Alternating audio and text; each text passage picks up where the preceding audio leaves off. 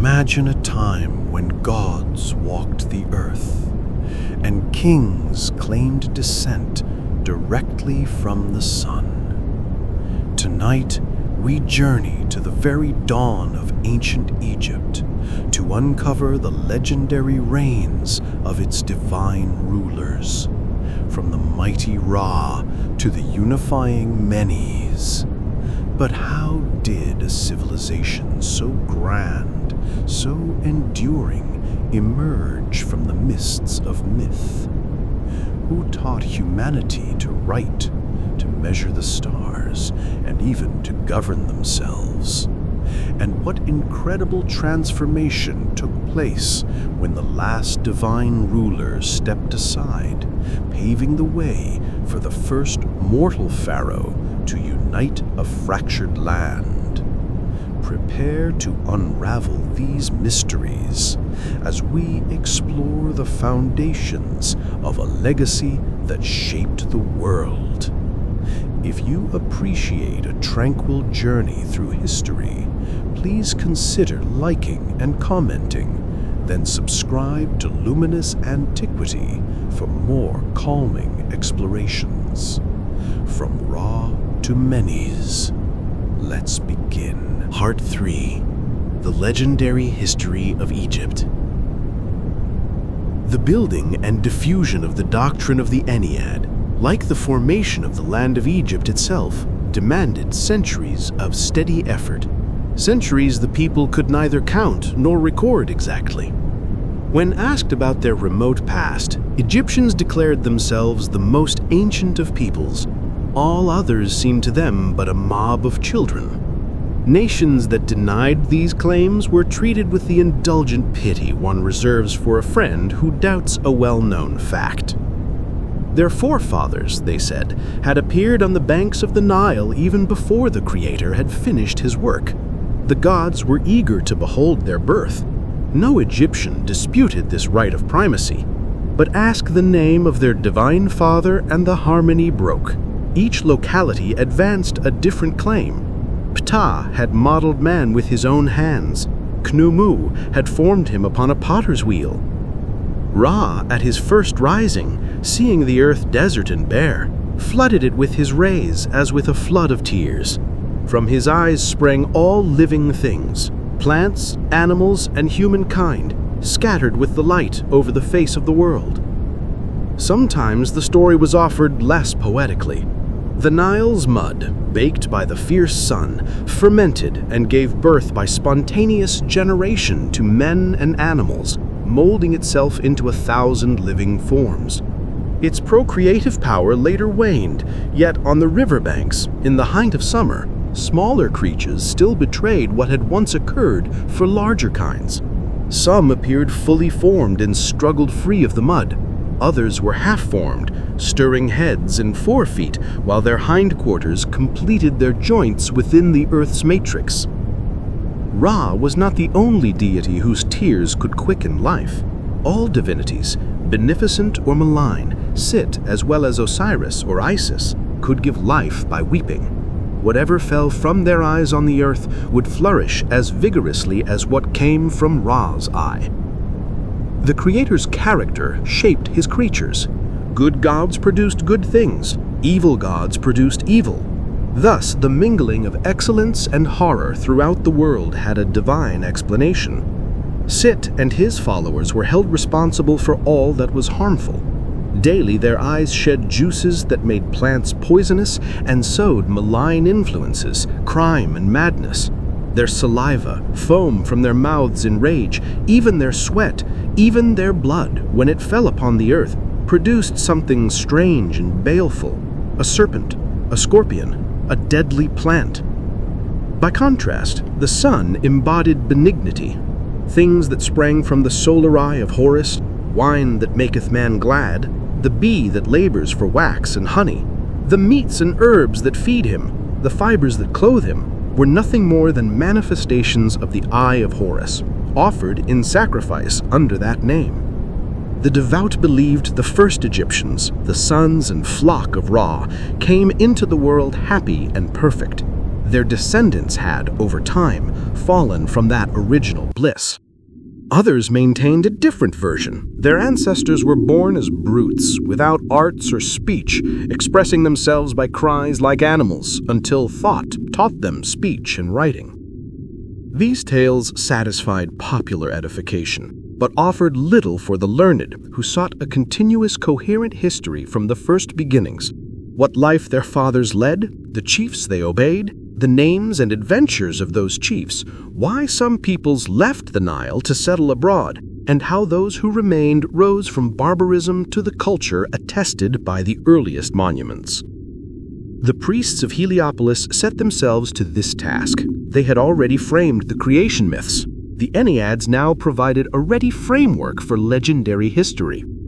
Gods of the Ennead were turned into kings. Reigns were assigned with minute accuracy. Biographies were compiled from popular tales. The duality of the feudal god allowed an elegant link between the history of the world and the history of chaos.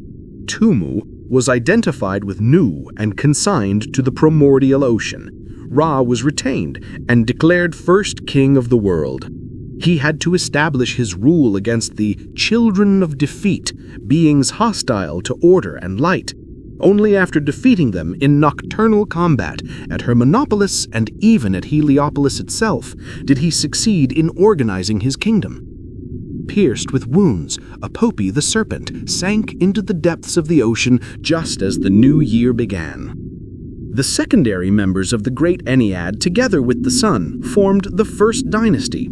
It began at the dawn of that first day and ended only at the coming of Horus, the son of Isis. Local schools of theology welcomed this way of writing history as readily as they had embraced the principle of the Ennead. Some retained the Heliopolitan demiurge and hastened to associate him with their own gods. Others eliminated him altogether in favor of their feudal deity, Ammon at Thebes, Thot at Hermonopolis, Ptah, Memphis, while keeping the rest of the dynasty unchanged. The gods suffered no loss of prestige by becoming incarnate and descending to earth.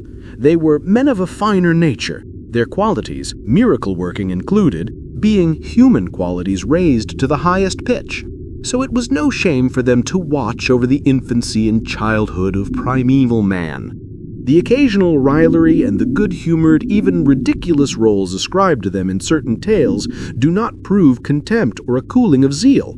On the contrary, the greater the reverence for an object of worship, the more easily devotees tolerate liberties with it. The condescension of the Ennead's members, far from diminishing them in the eyes of later generations, only increased the love and reverence shown to them. Nothing illustrates this better than the history of Ra. His world was our world in the rough. For since Shu was yet non-existent, and Nut yet reposed in the arms of Cebu, earth and sky were but one. Yet in that first attempt at the world there was vegetal, animal, and human life. Egypt existed completely. Her 2 chains of mountains, her Nile, her cities, the people of her nomes, and the nomes themselves. The soil was more generous. Harvests without the laborer's toil were higher and more abundant. When Egyptians of pharaonic times wished to praise a person or thing, they said such a thing had not been known since the time of Ra. This is a common illusion. People dissatisfied with the present retreat to a golden past in search of an ideal happiness once enjoyed by their ancestors. Ra dwelt in Heliopolis, and the oldest part of the city's temple, called the Mansion of the Prince, Hait Saru, was held to be his palace. His court was mainly gods and goddesses, visible to men. It also contained human attendants who filled minor offices about his person, prepared his food, received offerings, and tended his household. The Oiru Mayu, the high priest of Ra, the Hankistit, his high priestess, and the servants of Heliopolis were said to descend directly from members of this first household, or have succeeded to their offices in unbroken line. Each morning, Ra went forth with his divine train. Amid the acclamations of the crowd, he entered the bark in which he made his circuit of the world, returning at the end of 12 hours. He visited each province in turn, tarrying an hour in each to settle disputes as the final judge of appeal. He gave audience to rich and poor, settled quarrels, adjudged lawsuits, granted fiefs from royal domains to the deserving, and allotted incomes for families for their maintenance. He pitied his people and sought to alleviate their sufferings. He taught potent formulas against reptiles and beasts of prey, charms to cast out evil spirits, and recipes to prevent illness.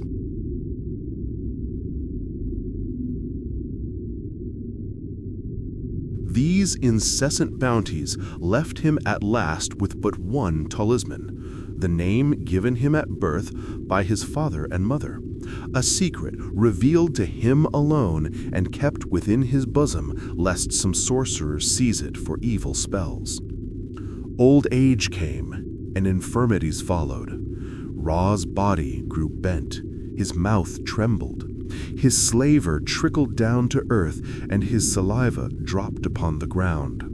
Isis, hitherto a mere woman-servant in the Pharaoh's household, devised a plan to steal his secret, that she might possess the world and make herself a goddess by the name of the august god. Force would have availed nothing.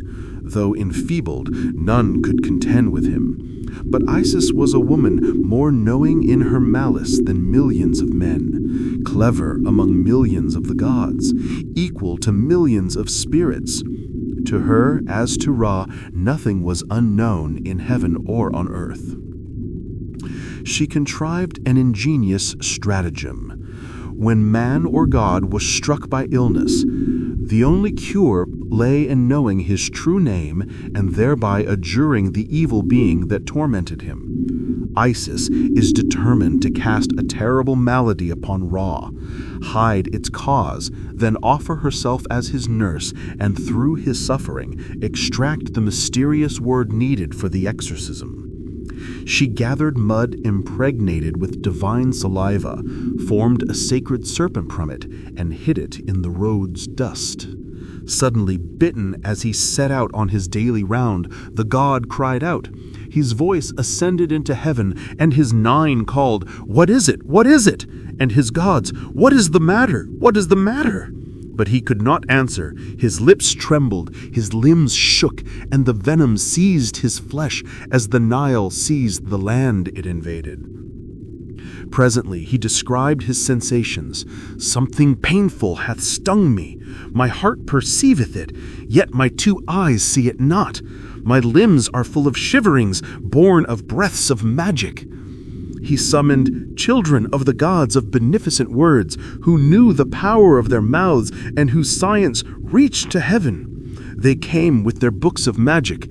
Isis came with her sorcery, her words that pour life into breathless throats, and he asked, "What is it? What is it, O father of the gods? May it not be that a serpent hath wrought this suffering in thee?" At learning the cause, the sun god was terrified and lamented anew. "I was bitten by a serpent that I saw not. My eye is not steady. No longer can I discern the sky." Isis proposed her remedy and carefully asked for his ineffable name. Ra tried to evade her by enumerating titles. Khopri in the morning, Ra at noon, Tumu in the evening. But the poison advanced. Osiris replied, "Thy name was not spoken in that which thou hast said. Tell it to me, and the poison will depart. For he liveth upon whom a charm is pronounced in his own name." The poison burned like flame. At last the majesty of Ra consented. "I grant thee leave that thou shouldest search within me, O Mother Isis, and that my name pass from my bosom into thy bosom." The all-powerful name lay hidden within the god's body and could be extracted only by an operation like that practiced on a corpse about to be mummified. Isis undertook it, succeeded, drove out the poison, and made herself a goddess by virtue of the name. The cunning of a woman had deprived Ra of his last talisman.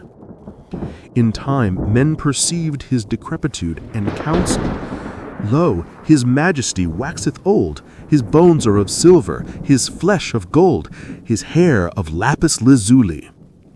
When Ra heard this, he called his divine eye, Shu, Tafnuit, Sibu, and Nut, the father and mother gods who had been with him in the Nu, and bade them bring their counsel. Thus assembled, the family council sat with their foreheads to the ground while Ra spoke. O Nu, you the eldest of the gods, behold, men who are the emanation of my eye have taken counsel together against me. Tell me what you would do, for I have bidden you here before I slay them, that I may hear what you would say thereto. Nu, as eldest, demanded that the guilty be brought to judgment and condemned. My son Ra, sit thou upon thy throne, and great shall be the terror when thine eye shall rest upon those who plot together against you. But Ra feared that at the sight of such royal justice, men would flee into the desert, an almost inviolable asylum for his enemies. The conclave agreed his fears were well-founded and pronounced for summary execution. The divine eye was to be the executioner. Let it go forth, that it may smite those who have devised evil against thee, for there is no eye more to be feared than thine when it attacks in the form of Hathor. So the eye took the form of Hathor and fell upon men, slaying them with great strokes of the knife. After some hours, Ra, who would chasten but not utterly destroy his children, commanded her to cease. But the goddess, having tasted blood, refused. By thy life, when I slay men, then is my heart right joyful. From that day she was called Sakit, the slayer, and represented as a fierce lioness. Nightfall stayed her course near Heracleopolis. All the way from Heliopolis she had trampled through blood. When she slept, Ra took effective measures to prevent her renewed slaughter.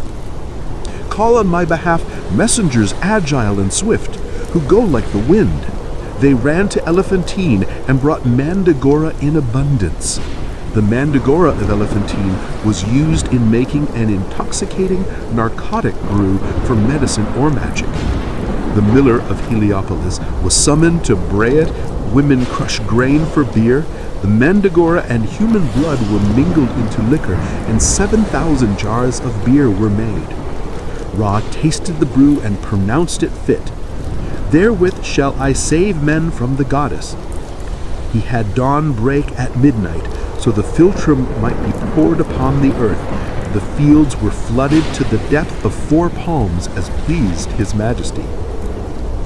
In the morning, Hathor came to renew her carnage, but found the fields awash.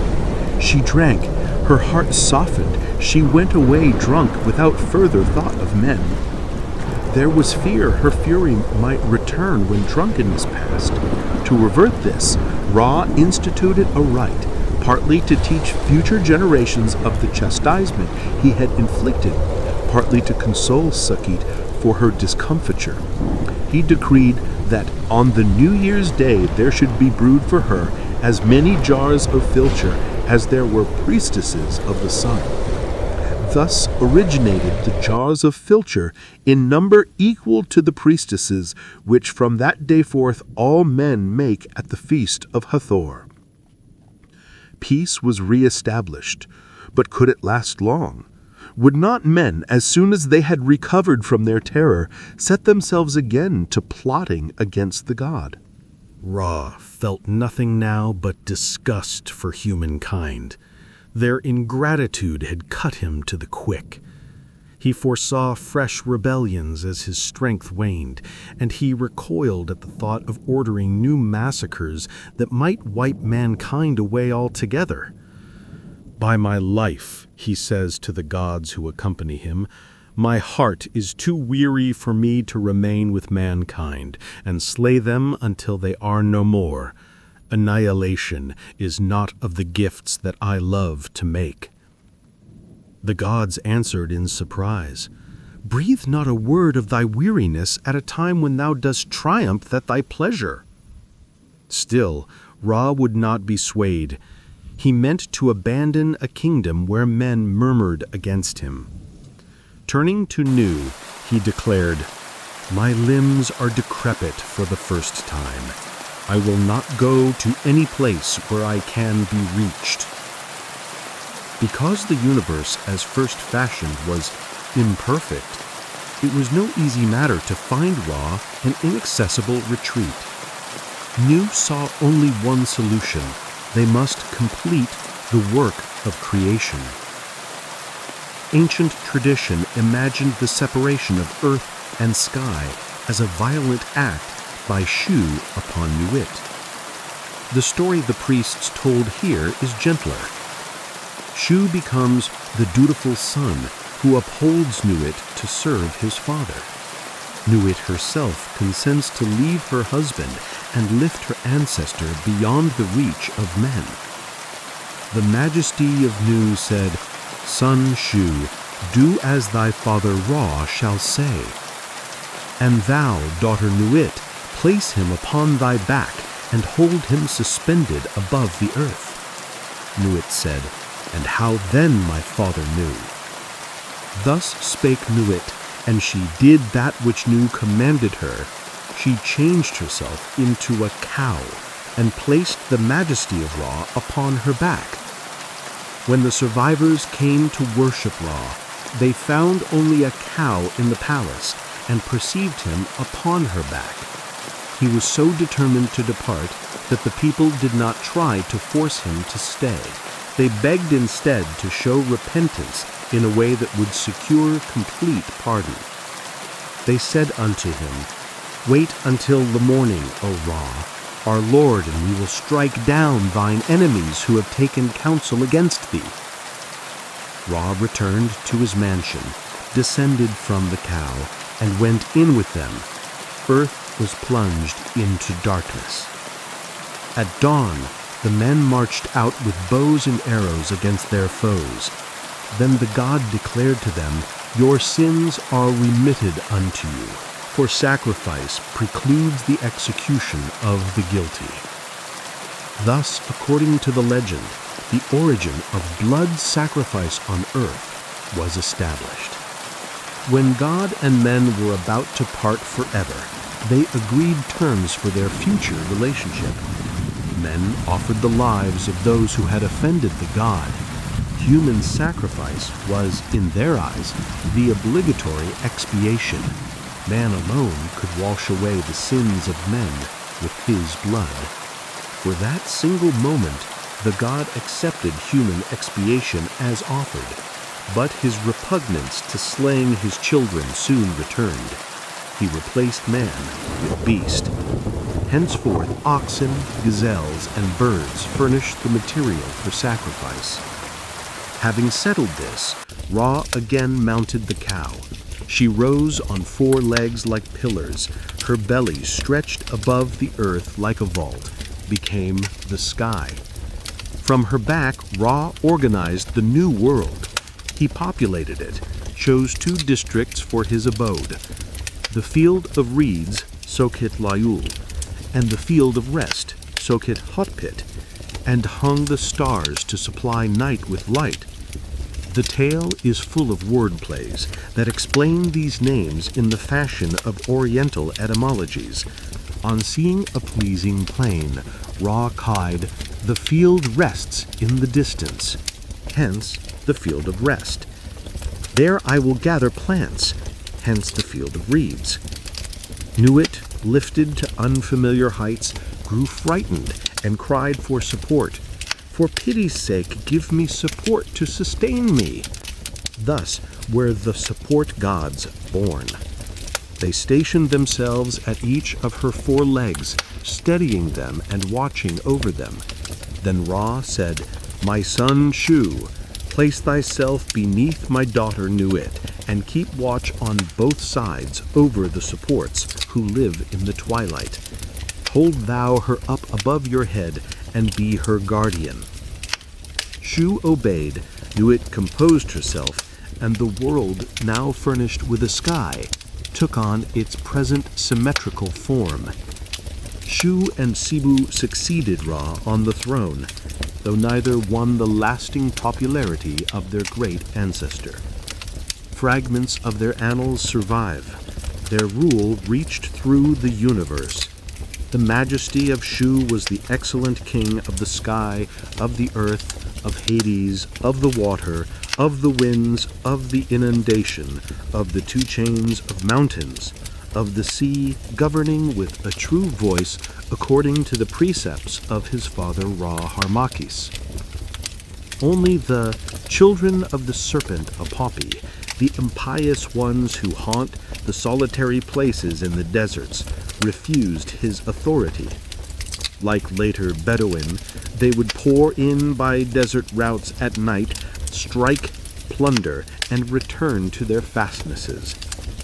To guard the eastern marches, Ka fortified the frontier from sea to sea. He surrounded principal cities with walls, embellished them with temples, and placed within those talismans thought more potent than garrisons. 8 Nobsu, near the mouth of the Wadi Tumilat, kept one of Ra's rods, the living uraeus of his crown, whose breath consumed all that touched, and a lock of his hair that when cast into a lake changed into a hawk-headed crocodile to tear invaders to pieces. These talismans were dangerous to those unaccustomed to their use, even to the gods. Scarcely had Sibu taken the throne after Shu, who tired of reigning and reascended into heaven in a 9 days tempest, when Sibu inspected the eastern marches and caused the box with Ra's uraeus to be opened. As soon as the living viper had breathed its breath against the majesty of Sibu, there was a great disaster, great indeed, for those who were in the train of the god perished, and his majesty himself was burned on that day. Fleeing north of Ait Nobsu, consumed by the fire of the magic uraeus, Sibu reached the henna fields, still suffering the burn. The gods behind him urged him to have taken the lock of Ra there, saying that once it was placed upon him he would be healed. So Sibu caused the magic lock to be brought to Piarit, the great hard stone reliquary in the secret place of Piarit, in the district of the divine lock of the Lord Ra, and the fire left his limbs. Years later, when that same lock was cast into the great lake of Piarit, Ait Tostosu, to be purified, it became a crocodile. It entered the water and became Sobku, the divine crocodile of Ait Nobsu. Thus, the solar dynasty from generation to generation multiplied talismans and enriched Egypt's sanctuaries with relics. Were there ever duller legends and a more senile fantasy? The author scoffs. These tales did not spring spontaneously from the people, but were composed by priests to enlarge the antiquity of their cults, to enhance devotion, and so increase their influence. Every city wished to claim that its sanctuary dated to the day of creation, that its privileges were confirmed by the first divine dynasty, and that its treasury housed objects of the earliest king gods. Hence stories like the Chronicle of Ait Nobsu, in which beneficent pharaohs are often made to appear ridiculous. Had all sacred archives survived, we would find many documents as artificial as that chronicle. When we come to the later members of the Ennead, the tone changes. Osiris and Set may have been edited by theologians, but their legends retain a liveliness and sincerity absent from the tales of Shu and Sibu. Shu and Sibu were remote. Shu supported the firmament. Sibu bore the world upon his back.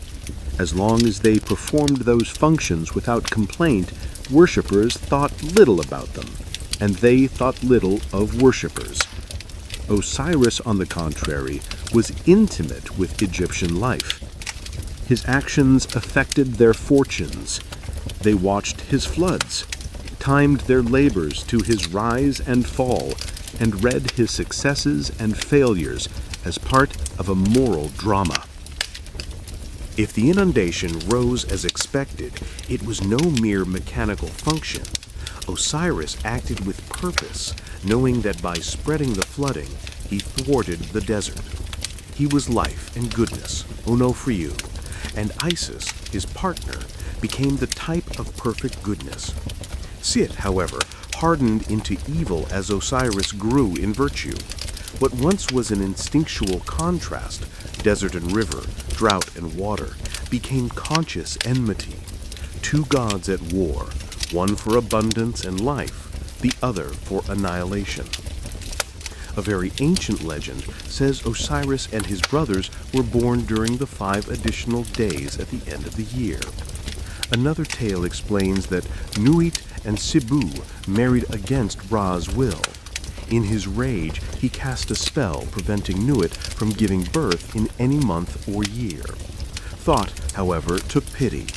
Playing at drafts with the moon, he won from it 1/72nd part of its light in several games, and made 5 whole days from that portion. These days lay outside the ordinary calendar, and in them Nuit could bear her 5 children, one by one: Osiris, Heroiris, Sit, Isis, and Nephthys. Osiris was born on the first of the additional days at Thebes. A mysterious voice announced that the Lord of all, Nibbur-Zaru, had appeared. The news brought joy, then tears, when the dangers that threatened him became known.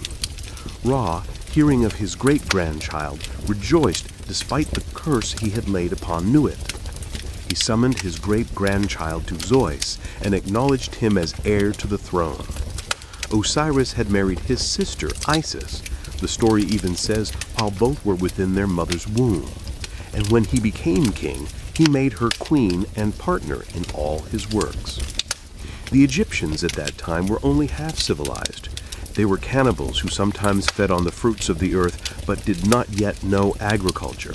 Osiris taught them the arts of cultivation, the plow and hoe, field labor, crop rotation, the harvesting of wheat and barley, and vine culture. Isis weaned the people from cannibalism. She healed their diseases by medicine and by magic. She joined women to men in lawful marriage, and showed them how to grind grain between 2 flat stones to prepare bread for the household. With her sister Nephthys, she invented the loom. She was the first to weave and to bleach linen. There was no true worship of the gods until Osiris set them in order. He appointed the offerings, regulated the ceremonies, and composed the texts and melodies of the liturgies. He built cities. Some said he built Thebes itself. Others maintained that Thebes was his birthplace. Having been the model of a just and peaceable king, he also aspired to be a conqueror. Leaving the regency to Isis, he went to war in Asia, accompanied by Thot, the ibis, and Anubis, the jackal. Osiris made little use of force. He conquered more by gentleness and persuasion than by arms. Songs accompanied by instruments and the arts he taught the Egyptians won hearts and changed customs. No land escaped his beneficent influence. He did not return to the Nile until he had traversed and civilized the world from horizon to horizon. Sit, Typhon, was red-haired and white-skinned, violent, gloomy, and jealous. He secretly coveted the crown. Only Isis's vigilance had kept him from rebellion during Osiris's absence. On the day the people rejoiced at the king's return to Memphis, Sit found his chance. He invited Osiris to a banquet with 72 officers whose support he had secured. He brought in a wooden chest, finely made, and promised to give it to anyone whom it exactly fitted. One after another, the guests tried it and failed. When Osiris lay down in it, the conspirators shut the lid, nailed it, soldered it with molten lead, and cast it into the Tanitic branch of the Nile. The chest floated to sea. The crime spread terror. The gods who were friendly to Osiris hid themselves within animals to escape the new king. Isis cut off her hair, rended her garments, and set out in search of the chest. She found it stranded near the mouth of the river under the shadow of a great acacia. hid it in a lonely place, and fled to Buto, her domain and native city, whose marshes sheltered her from Typhon's designs. There she bore the young Horus, nursed and reared him in secret among the reeds, far from the wicked one's plots. Sit, hunting by moonlight, came upon the chest, opened it, and recognizing the body, dismembered it into 14 pieces and scattered them. Once more Isis began her woeful pilgrimage. With Nephthys, her son Horus, Anubis, and Thot, she recovered every part except one, which the Oxyrhynchus fish had devoured. She reassembled and embalmed the remains, and by their art fashioned an imperishable mummy fit to sustain forever the soul of a god. When Horus came to age, he gathered the loyal Egyptians and formed an army.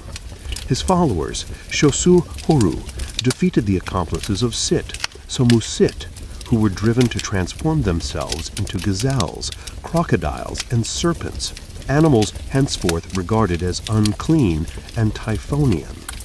For 3 days, Horus and Set fought, each shifting forms between man and hippopotamus. Isis, fearing the duel's outcome, resolved to end it.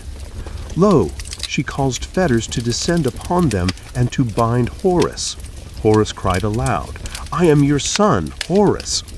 Isis spoke to the bonds, "Break and unloose yourselves from my son Horus." She made other fetters fall upon her brother Sit, and when he begged mercy, "Wilt you not have pity upon the brother of your son's mother?" her heart was moved, and she cried, "Break, for he is my eldest brother." And the fetters fell from him. The two foes stood again face to face, obstinate as ever.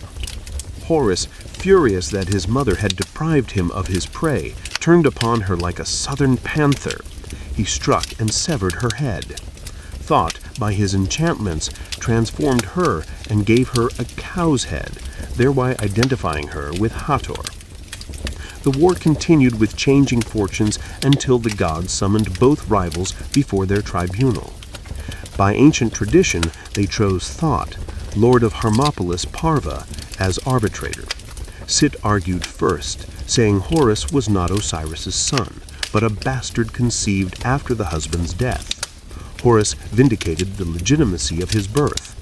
Thot condemned Sit to restore the inheritance, some say the whole, others part. The gods ratified the sentence and gave Thot the title, Wapirahui, he who judges between two parties. A later legend placed the case before Sibu, father to one and grandfather to the other, but he pronounced the same judgment and divided the kingdom. Sit kept the valley from Memphis to the first cataract. Horus took the delta. Egypt thus became 2 kingdoms, the north under Horus of Beladite, the south under Sit-Nuit of Umbos. The halves corresponded to the old inheritance Sidu had held. His descendants failed to hold them together, though later human pharaohs reunited the land. The 3 gods before Osiris had ceased to reign on earth, though they had not ceased to be. Ra had withdrawn to heaven in disgust. Shu had vanished in a tempest, and Sibu had retired to his palace when his time on earth was done. Death existed from the beginning and had persecuted man and beast, but it left the gods untouched until Osiris. He was the first god to be struck down, and therefore the first one to require funeral rites. He was also the first for whom family piety sought a happy life beyond the tomb. The warm-breathing body became an immobile, cold, blackish mass, sufficient as a base for the double's continuity, but incapable of movement. Thot, Isis, and Horus strove to lessen the constraint of that primitive embalming. They kept Anubis's manipulations, but infused them with magic. They inscribed the principal bandages with protective figures and formulas. They adorned the body with amulets for each part. They painted scenes of earthly life and the beyond upon the coffin and the tomb walls. When the body was rendered imperishable, they set about restoring, one by one, the faculties their operations had suspended. The mummy was placed at the vault's entrance. A statue of the living person stood beside it. They simulated the opening of mouth, eyes, and ears. They restored breath to the throat and movement to the heart. The accompanying incantations were so potent that the gods spoke and ate, lived and heard, and could use his limbs as though never embalmed. He might return among men, and legends tell that he sometimes did.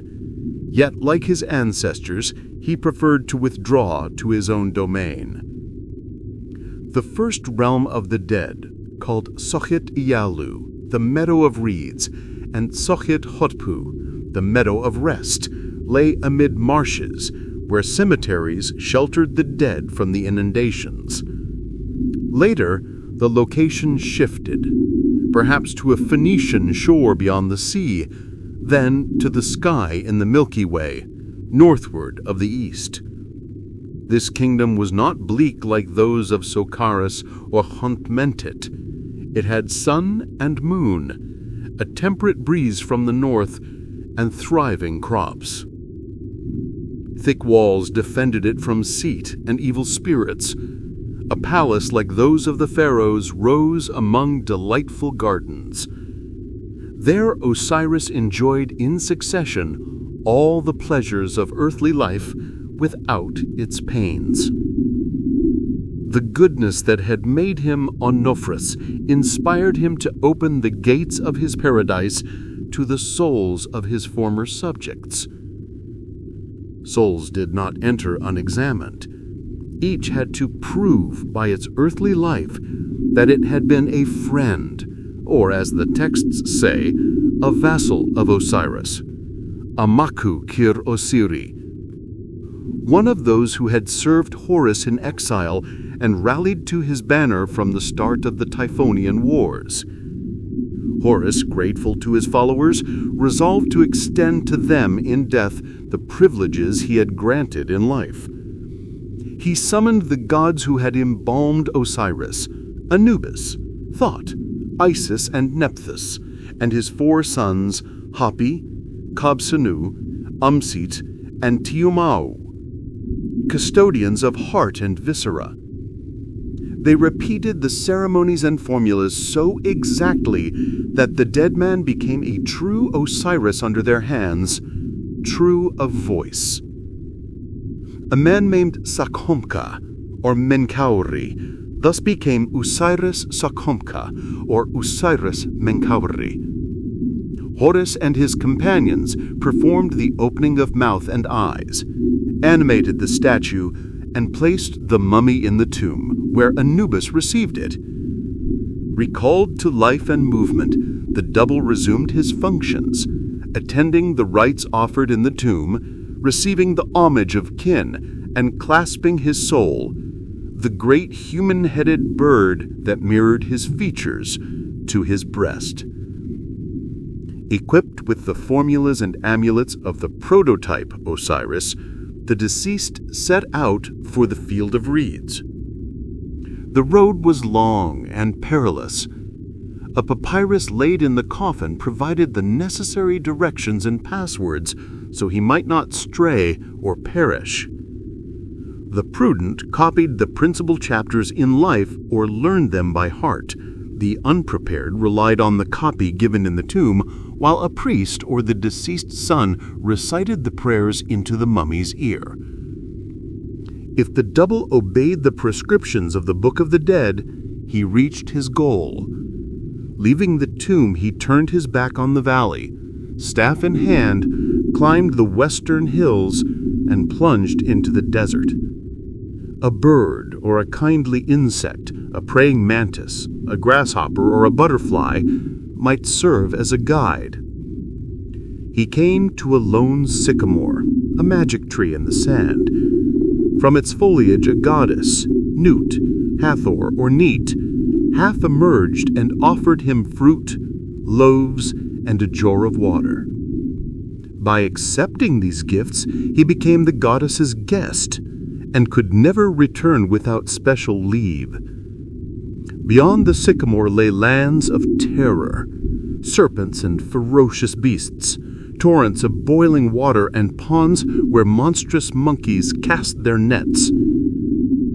Ignorant souls, or those ill-prepared for the struggle, had no easy work before them when they imprudently entered upon it. Those who were not overcome by hunger and thirst at the outset were bitten by a Osiris, the horned viper, hidden with evil intent beneath the sand, and perished in convulsions from the poison.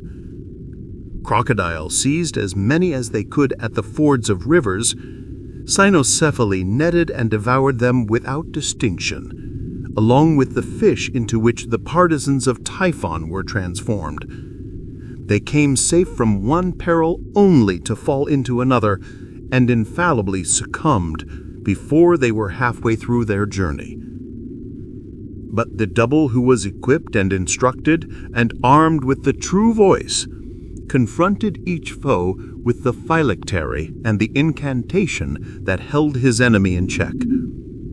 As soon as he sighted a monster, he recited the appropriate chapter from his book and loudly proclaimed himself Ra, Tumu, Horus, or Khopri, the god whose name and attributes best repelled the immediate danger. Flames withdrew at his voice, monsters fled or sank paralyzed. The most cruel of genies drew in their claws and lowered their arms before him. He forced crocodiles to turn away their heads, transfixed serpents with his lance, supplied himself at pleasure with all provisions he needed, and gradually ascended the mountains that surround the world, sometimes alone and fighting his way step by step, sometimes escorted by beneficent deities. Halfway up the slope, he found the good cow Hafchur, the lady of the west, in meadows of tall plants, where every evening she received the sun at his setting. If the dead man knew how to ask according to the prescribed rite, she would take him upon her shoulders and carry him across the accursed countries at full speed.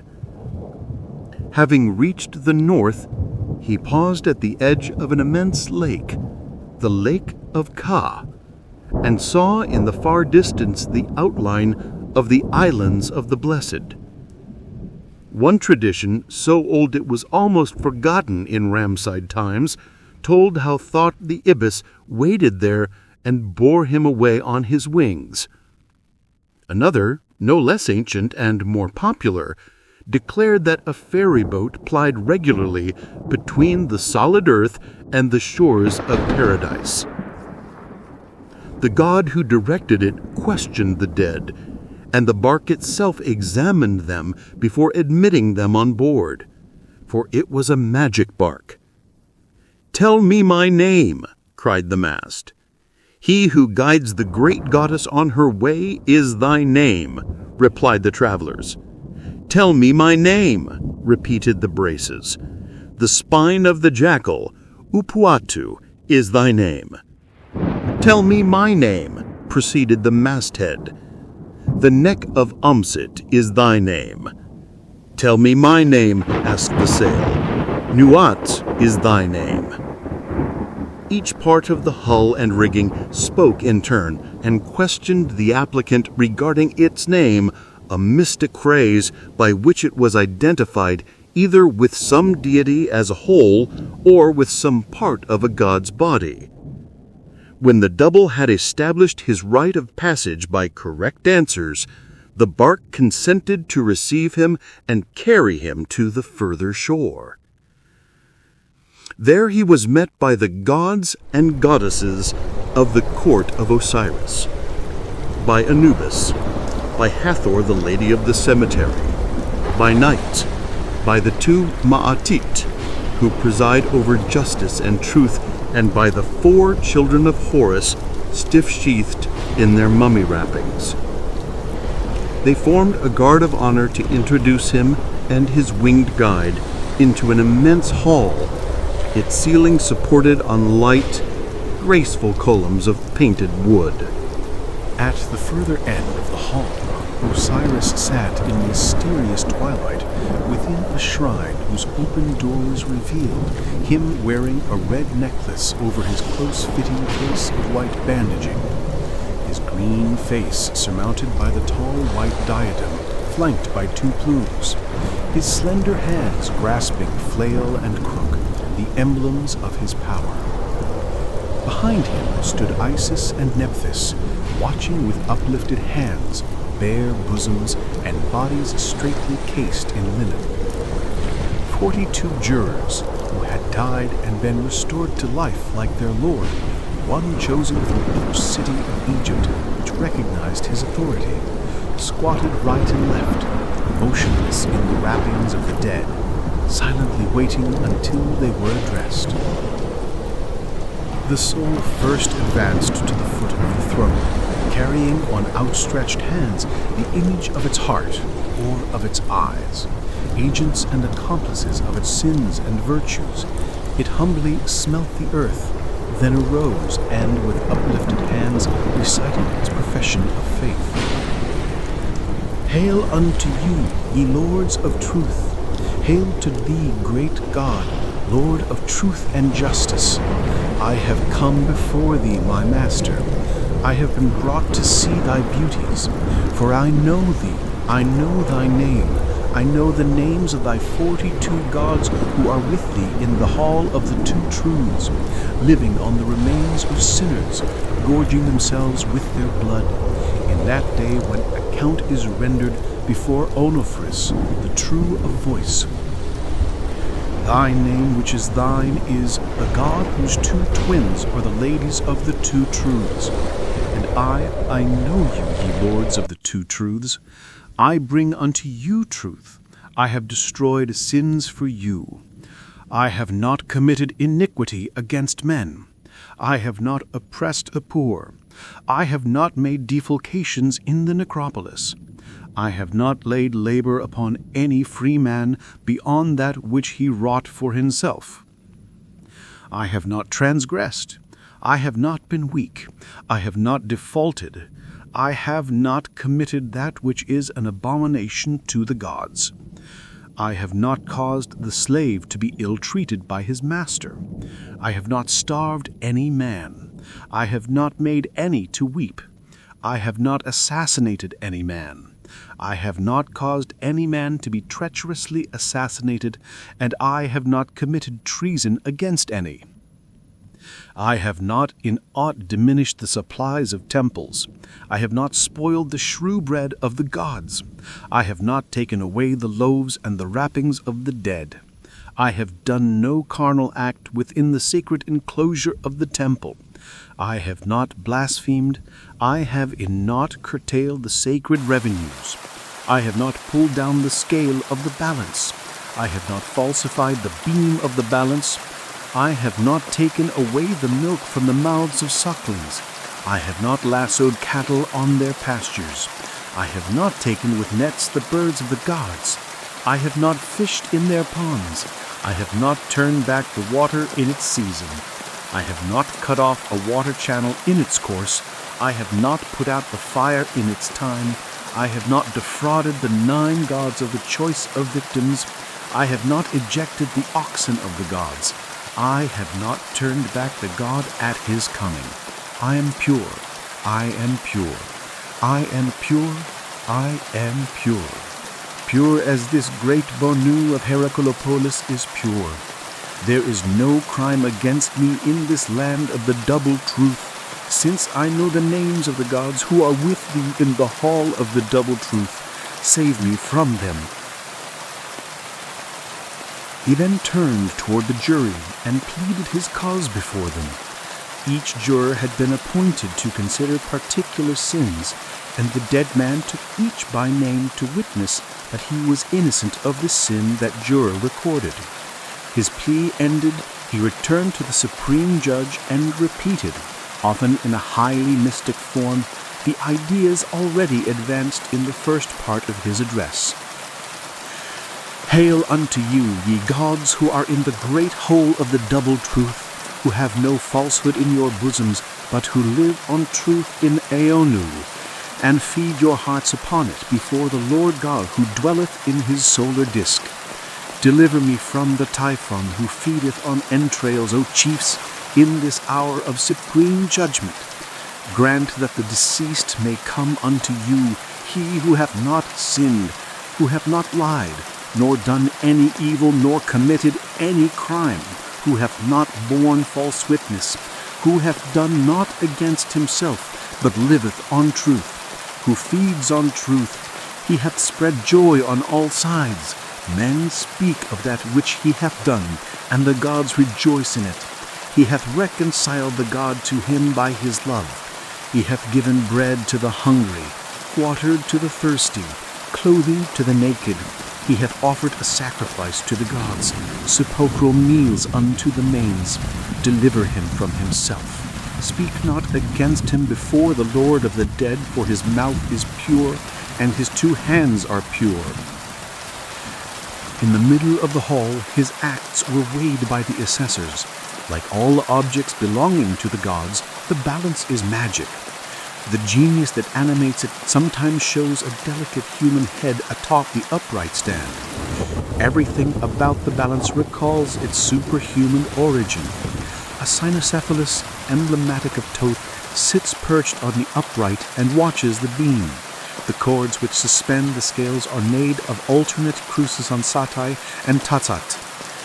Truth squats on one scale. Thoth, ibis-headed, places the heart on the other, and always merciful, inclines the side of truth so that judgment may be favorable. He affirms that the heart is light of offense, inscribes the result on a wooden tablet, and pronounces the verdict aloud. Thus saith Thoth, Lord of divine discourse, scribe of the great Ennead, to his father Osiris, Lord of eternity, behold the deceased in this hall of the double truth. His heart hath been weighed in the balance in the presence of the great Genii, Lord of Hades, and been found true. No trace of earthly impurity has been found in his heart. Now that he leaves the tribunal true of voice, his heart is restored to him as well as his eyes and the material cover of his heart, to be put back in their places each in its own time. His soul in heaven, his heart in the other world, as is the custom of the followers of Horus. Henceforth let his body lie in the hands of Anubis, who presides over the tombs. Let him receive offerings at the cemetery in the presence of Osiris. Let him be as one of those favorites who follow thee. Let his soul abide where it will in the necropolis of his city, whose voice is true before the great Ennead. This negative confession, which the worshippers of Osiris taught their dead, is not uniformly admirable. The material interests of the temple appear too prominent. Killing a sacred goose or stealing a loaf from the bread offerings is treated as abominable as calumny or murder. Yet despite traces of priestly cupidity, many of its precepts remain pure. Here in germ is much of our morality, sometimes with refinements of delicacy, lacking among peoples of later and more advanced civilizations. The god does not confine his favor to the prosperous and powerful. He bestows it upon the poor. His will is that they be fed and clothed, exempted from tasks beyond their strength, not oppressed, and spared unnecessary tears. If this does not amount to the love of neighbor as later religions preach it, it still represents the careful solicitude due from a good lord to his vassals. His pity extends to slaves. Not only does he command that no one ill-treat them, he forbids masters to be led to ill-treat them. This profession of faith, one of the noblest bequeathed by the Old World, is of very ancient origin. It appears in scattered fragments upon monuments of the first dynasties. The compilers treated its ideas as already old and familiar. Formulas current in all mouths and with prescribed places in epitaphs. Whether it was composed in Mendes, the god's own home, or in Heliopolis, when Heliopolitan theologians appropriated the god of Mendes and incorporated him in the Ennead, cannot be said for certain. In conception, it belongs to the Osirian priesthood. but it could only have spread across Egypt after the general adoption of the Heliotopolitan Ennead. As soon as he was judged, the dead man entered into possession of his rights as a pure soul. On high, he received from the universal Lord all that kings and princes below had bestowed upon their followers: rations of food, a house, gardens and fields, held subject to the usual conditions of tenure in Egypt: taxation, military service, and the corvée. If the island was attacked by the partisans of Sit, the Osirian doubles hastened in a body to repel them and fought bravely in its defense. Of the revenues sent to him by his kindred on certain days and by sacrifices, each gave tithes to the heavenly storehouses. Yet these were but the least of the burdens laid upon him by the laws of the country, which would not suffer him to become enervated by idleness, but obliged him to labor as in the days when he still dwelt in Egypt. He maintained canals and dikes, tilled the ground, sowed, reaped, and garnered grain for his lord and for himself. But these posthumous obligations, continuations of feudal service, at length seemed too heavy, and theologians sought means to lighten the burden. They authorized the maids to look to their servants for the discharge of manual labor which they should have performed themselves. Barely did a dead man, however poor, arrive unaccompanied to the eternal cities, he brought with him a following proportional to his rank and fortune upon earth. At first, the doubles were literal, slaves or vassals slain at the tomb to accompany their master beyond the grave, to serve him there as they had served him here. Later, statues and images magically quickened with life and intelligence were substituted for that human retinue. Once they had been large and costly, affordable only by the rich or noble, but they were gradually reduced to a few inches in height. Some were carved of alabaster, granite, diorite, or fine limestone, or molded from fine clay and delicately modeled. Others scarcely resembled humans at all. A formula was recited over each at the moment of its making, and then traced upon its legs to endow it with life. All these figures shared the same faculties. When the god who summoned the Osirians to the corvée pronounced the name of the deceased to whom the figures belonged, they rose and answered for him. Hence their name, respondents, Uashbiti. Equipped for agricultural labor, each grasping a hoe and bearing a seed bag on his shoulder, they went to their appointed fields and performed the required days of forced labor. To a degree, they compensated for inequalities of condition that death did not erase among Osiris's vassals. The figures were sold cheaply enough that even the poorest could afford some or give a few to relatives, and in the islands of the blessed, fellah, artisan, and slave owed their release from endless toil to the Washbeti, while the little peasants of stone or glazed ware dutifully tilled and sowed. Their masters enjoyed the pleasures of the Egyptian paradise in idleness. They sat by the water, breathed the fresh north breeze beneath trees evergreen. They fished among the lotus with lines, embarked in boats, and were towed by their servants, or sometimes paddled slowly themselves along the canals. They went fowling among the reeds, or retreated to painted pavilions to read tales, to play draughts, to return to wives forever young and beautiful.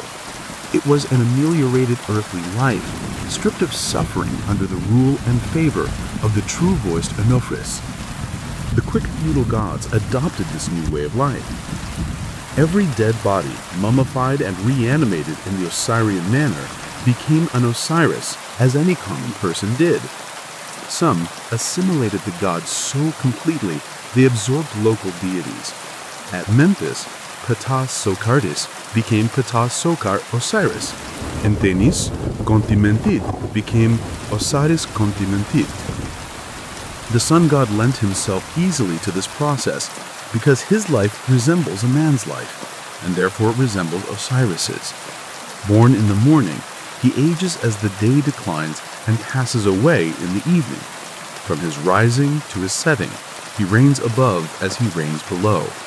But when he leaves the sky and sinks into Hades, he becomes, like men, subject to Osirian embalming. The same dangers that threaten human souls threaten his, and if he overcomes them by amulets and formulas, he enters the fields of Yalu and should dwell there forever under Onophrys' rule. Yet the sun returns. 12 hours after sinking in the west, it reappears in the east. Whether a new orb each day or the same sun renewed, the effect is identical. Death followed by rebirth. Having identified man's course with that of the sun and Ra with Osiris for a first day and night, it was natural to extend the identity. Man and Osiris might, like Ra, be born again every morning. If leaving the tomb Tayalu eased the Egyptian fate, the thought that the sun's realm might be substituted for a remote archipelago filled them with joy. Their chief aim became entrance into the divine bark, the object of the various practices and prayers whose texts, joined to the Osirian formulas, secured Ra's unfailing protection. A soul wishing to use them went straight from its tomb to the place where the god left Earth to descend into Hades, somewhere near Abydos, reached through a narrow cleft in the Libyan range, whose mouth opened before the temple of Osiris Kontimentit, just northwest of the city. It was said to be carried there by a small flotilla of boats, manned by figures of friends or priests, and laden with food, furniture, and statues. This flotilla was placed in the vault on the day of the funeral and set into motion by incantations recited during one of the year's first nights, at the annual Feast of the Dead. The bird or insect that guided the soul on its journey took the helm now, steering the fleet through the cleft and into that western sea inaccessible to the living, there to await the sun god's daily passage. When the bark of the sun appeared at the last bend of the celestial Nile, the cynocephaly who guarded the entrance to night danced and gestured on the banks, intoning their hymn. The gods of Abydos joined the sacred baboons in joyous shouts. The bark paused on the frontier of day, and initiated souls used the moment to secure recognition and admission aboard. Once admitted, they shared in managing the boat and in battling hostile deities, but not all had the courage or equipment to face the voyage's perils. Many halted in one of the regions the bark traversed, in the realm of Kontamentit or Socorus, or in islands where Osiris welcomed them as if they had reached the ferry boat or the wing of Thot. There they lived in colonies under local gods, rich and needing nothing, but condemned to dwell in darkness except for the single hour when the solar bark passed and bathed them in light. A few persevered, brave enough to accompany the sun throughout, and were rewarded by the most brilliant fate the Egyptians imagined. Born anew with the sun god and appearing with him at the gates of the east, they were assimilated to him, sharing his cycle of aging, dying, and ceaseless rejuvenation. They could disembark where they pleased and return to the world at will. If they wished to revisit their earthly remains, the human-headed sparrowhawk flew down the shaft, alighted on the funeral couch, laid its hands upon the spot where the heart had beat, and gazed up at the mummy's impassive mask. But this was brief. These perfected souls were not bound forever in tombs, as the early doubles had been. They went forth by day, dwelling where they had lived, walking their gardens by ponds of running water, perching like birds on the trees they had planted, enjoying the fresh air beneath sycamores. They ate and drank at will, traveled hill and dale, embarked in Ra's boat, and disembarked without weariness, repeating the same circle without distaste. This later development returned the Egyptians to their original starting point.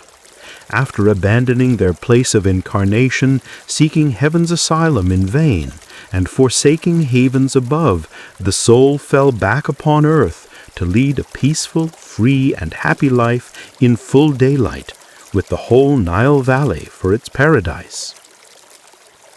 The growing intimacy between Osiris and Ra gradually blended their formerly separate myths. Friends and foes of one became friends and foes of the other, producing new divine personalities in which contradictory elements were often awkwardly joined. The celestial Horuses were identified one by one with Horus, son of Isis, their attributes passed to him and his to them.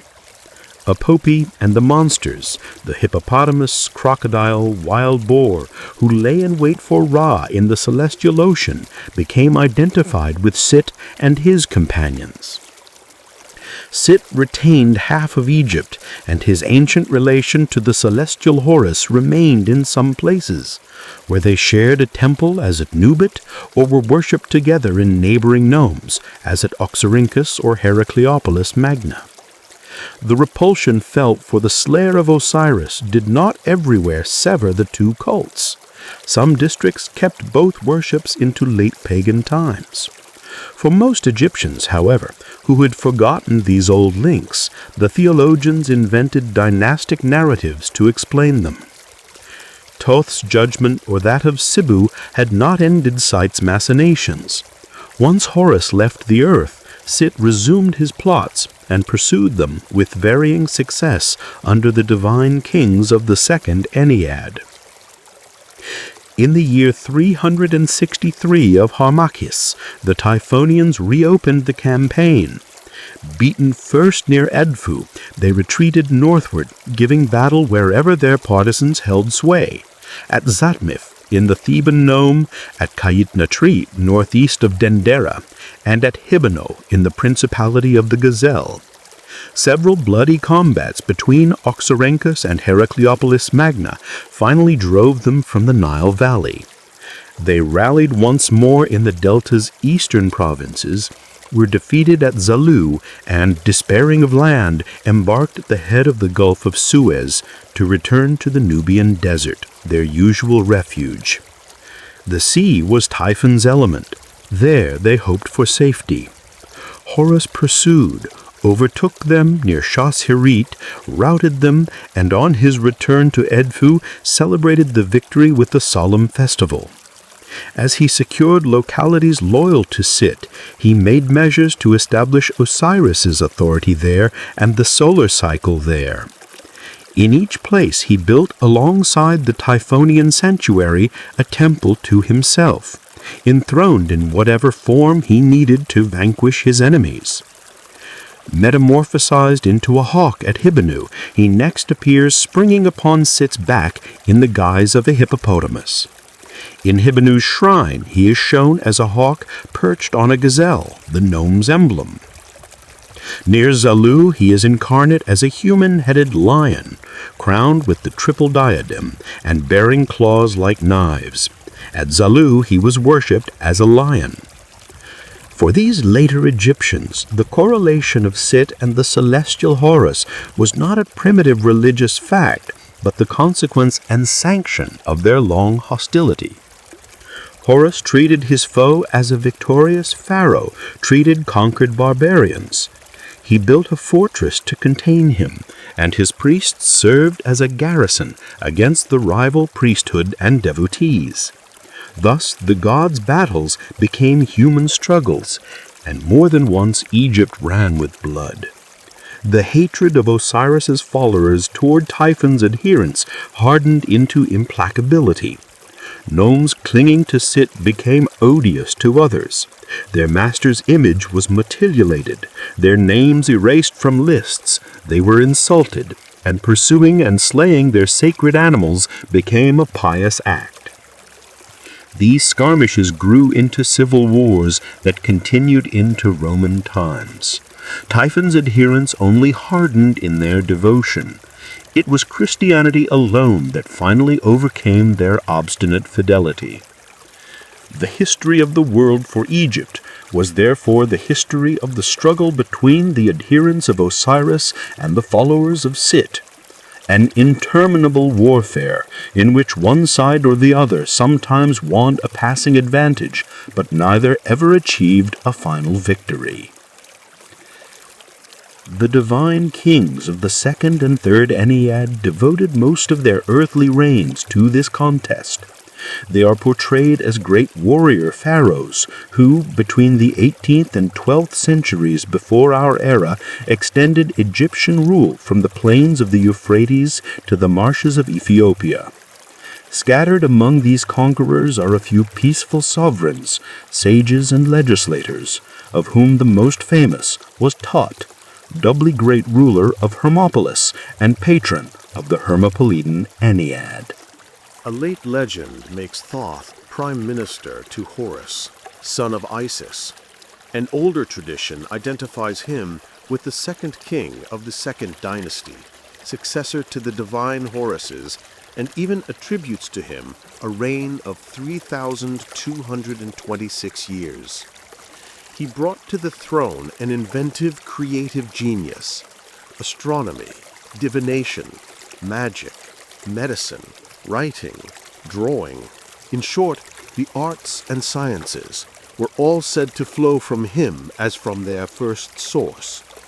He taught methodical observation of the heavens, the slow revolutions of the sun, the rapid phases of the moon, the paths of the 5 planets, and the shapes and limits of the constellations that nightly glittered over Egypt.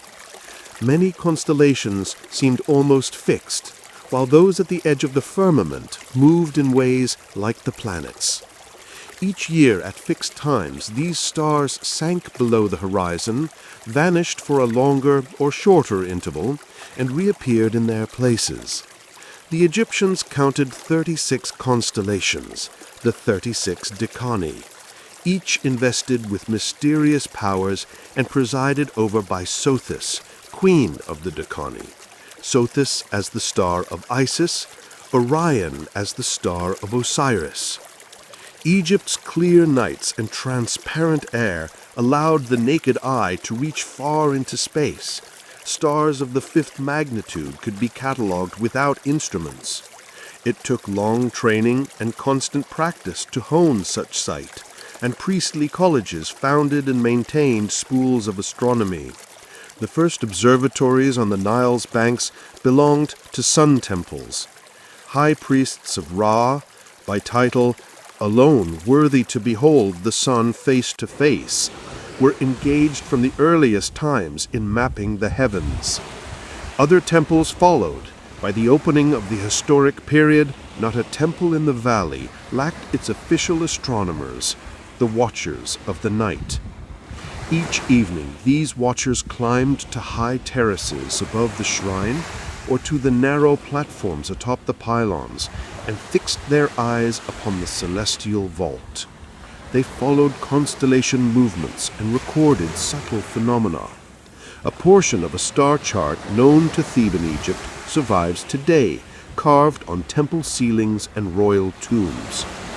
Pharaohs were identified with Osiris more closely than ordinary men. In Earth, where they underwent elaborate embalming like Osiris of the netherworld. In Hades, where they sailed with Sun Osiris through the night to be reborn at dawn. In heaven, where they shone as Orion saw who, under Sothis, yearly leading the procession of the stars. The charts reminded rulers of their duties. Planets and Decani sailed past in their boats. Constellations succeeded one another in regular order. Lists attached to the chart showed each month the positions of principal heavenly bodies, their risings, culminations, and settings. Craftsmen who executed these images often erred or omitted passages, so the precise ancient data cannot always be transferred exactly to our modern maps. While exploring the sky, Thoth had at the same time revealed to men the art of measuring time and foretelling the future. As the moon god par excellence, he watched over the divine eye entrusted to him by Horus. The 30 days of the moon cycle were a month. 12 months made a year of 360 days, during which the circle of seasons began and ended. The Nile rose and spread over the fields, then subsided. Cultivation followed the flood. Harvest succeeded sowing. Thoth divided the year into 3 seasons. Sha'it, the season of the waters, Piruit, the season of vegetation, Shomu, the season of harvest, each of 4 months, numbered from 1 to 4 within the season. Thus the year was the 1st to 4th months of Sha'it, the 1st to 4th months of Piruit, the 1st to 4th months of Shomu. A new year began with the heliacal rising of Sothis in early August. The first month of the Egyptian year corresponded roughly to our 8th month and bore Thoth's patronage. Each other month had its protecting deity. For example, the 3rd month of Sha'it belonged to Hathor, the 4th of Piruit to Ranuit or Ramuit, goddess of the harvest, hence the name for Muti. Official documents named months by their ordinal numbers within each season. The people preferred the names of tutelary gods. Those names, transcribed through Greek and Arabic, survive among Egypt's Christian inhabitants alongside Muslim names. 1 patron per month was not enough. Each month was divided into 3 decades, each overseen by a deacon, and individual days were assigned guardian genii. Festivals punctuated the year at irregular intervals: the new year, season openings, months and decades, festivals for the dead, for supreme gods, and for local divinities. Civil acts were bound to religious observance. Nothing of importance was done without a sacrifice or festival. A festival marked the cutting of dikes, another the opening of canals, another the first sheaf's reaping. A crop gathered or stored without a festival to implore the god's blessing would be sacrilege and invite disaster. Thoth had every reason to inform men of those adverse influences, and who without Thoth's calendars would have known them all? One of these calendars, of which long fragments survive, briefly sets out the character of each day, the gods who preside over it, the perils their patronage brings, or the good fortune that may be expected. Some details remain obscure to us, for we are still ignorant of many episodes in the life of Osiris. The Egyptians, however, learned these matters in childhood and were guided with sufficient exactitude by the indications. The hours of the night were generally inauspicious. The hours of the day were divided into 3 seasons of 4 hours each. Some were lucky, others invariably ill-omened. The 4th of Tybi, good, good, good. Whoever thou seest on this day will be fortunate. Whosoever is born on this day will die more advanced in years than any of his family. He will attain to a greater age than his father. The 5th of Tybi, inimical, inimical, inimical. This is the day on which the goddess Sokhet, mistress of the double white palace, burned the chiefs when they raised an insurrection. She came forth and manifested herself. Offerings of bread to Shu, Ptah, Thoth. Burn incense to Ra and to the gods who are his followers, to Ptah, Thoth, Hu, Su on this day. Whatever thou seest on this day will be fortunate. The 6th of Tybi, good, good, good. Whatever thou seest on this day will be fortunate. The 7th of Tybi, inimical, inimical, inimical. Do not join thyself to a woman in the presence of the eye of Horus. Beware of letting the fire go out which is in thy house. The 8th of Tybi, good, good, good. Whatever thou seest with thine eye this day, the Ennead of the gods will grant to thee, the sick will recover. The 9th of Tybi, good, good, good. The gods cry out for joy at noon this day. Bring offerings of festive cakes and of fresh bread, which rejoice the heart of the gods and of the manes. The 10th of Tybi, inimical, inimical, inimical. Do not set fire to weeds on this day. It is the day on which the god Sapu set fire to the land of Betito. The 11th of Tybi, inimical, inimical, inimical. Do not draw nigh to any flame on this day, for Ra entered the flames to strike all his enemies. Whosoever draws nigh to them on this day, it shall not be well with him during the whole of his life. The 12th of Tybi, inimical, inimical, inimical. See that thou beholdest not a rat on this day, nor approachest any rat within thy house. It is the day wherein Sochit gave forth the decrees. In some cases, a little watchfulness or the exercise of memory sufficed to guard a man against evil omens. In many other circumstances, however, all the vigilance in the world would not protect him. The fatality of the day would overtake him, and he could do nothing to avert it. No man can choose the day of his birth at will. He must accept it as it occurs, and yet that day exercised a decisive influence on the manner of his death. A child born on the 4th, 5th, or 6th of Pauapi must die of marsh fever, of love, or of drunkenness. The child of the 23rd perished by the jaws of a crocodile. That of the 27th was bitten and died by a serpent. On the other hand, the fortunate man whose birthday fell on the 9th or 29th lived to extreme old age and passed away peacefully, respected by all. Thoth, having pointed out the evil, gave men the remedy. The magical arts entrusted to him made him virtual master of the other gods. He knew their mystic names, their secret weaknesses, the dangers they most feared, and the ceremonies that could subdue them. He knew prayers that they could not refuse without incurring misfortune or death. His wisdom, passed to his worshippers, assured them the same authority he exercised in heaven, on earth, and in the netherworld. Magicians of his school could, like the god, use words and sounds which at the favorable moment and with the correct voice evoked the most formidable deities from beyond the universe. They could bind and loose Osiris, Set, Anubis, even Thoth. They could send the gods forth, recall them, or constrain them to work and fight. This power exposed magicians to terrible temptations. Many used their art to harm others, to gratify spite or baser appetites. Many profited from their knowledge, selling it to the ignorant who would pay. When asked to plague an enemy, they had 100 ways to surround him without suspicion.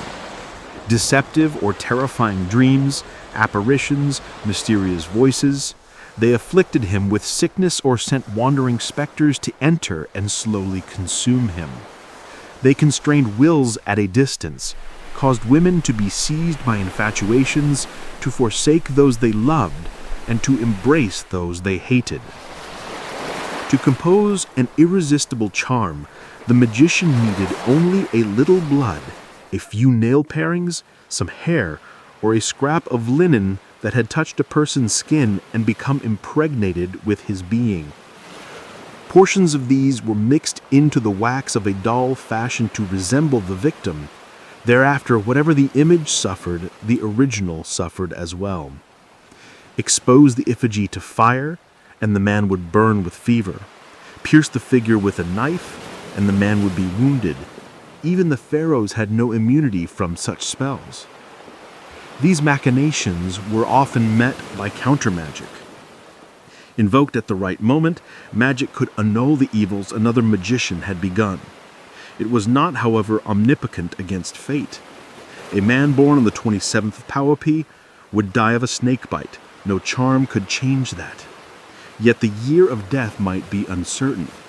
A timely formula, a prayer written on papyrus, a little statuette worn about the person, the smallest amulet blessed and consecrated, could put to flight the serpents that served fate.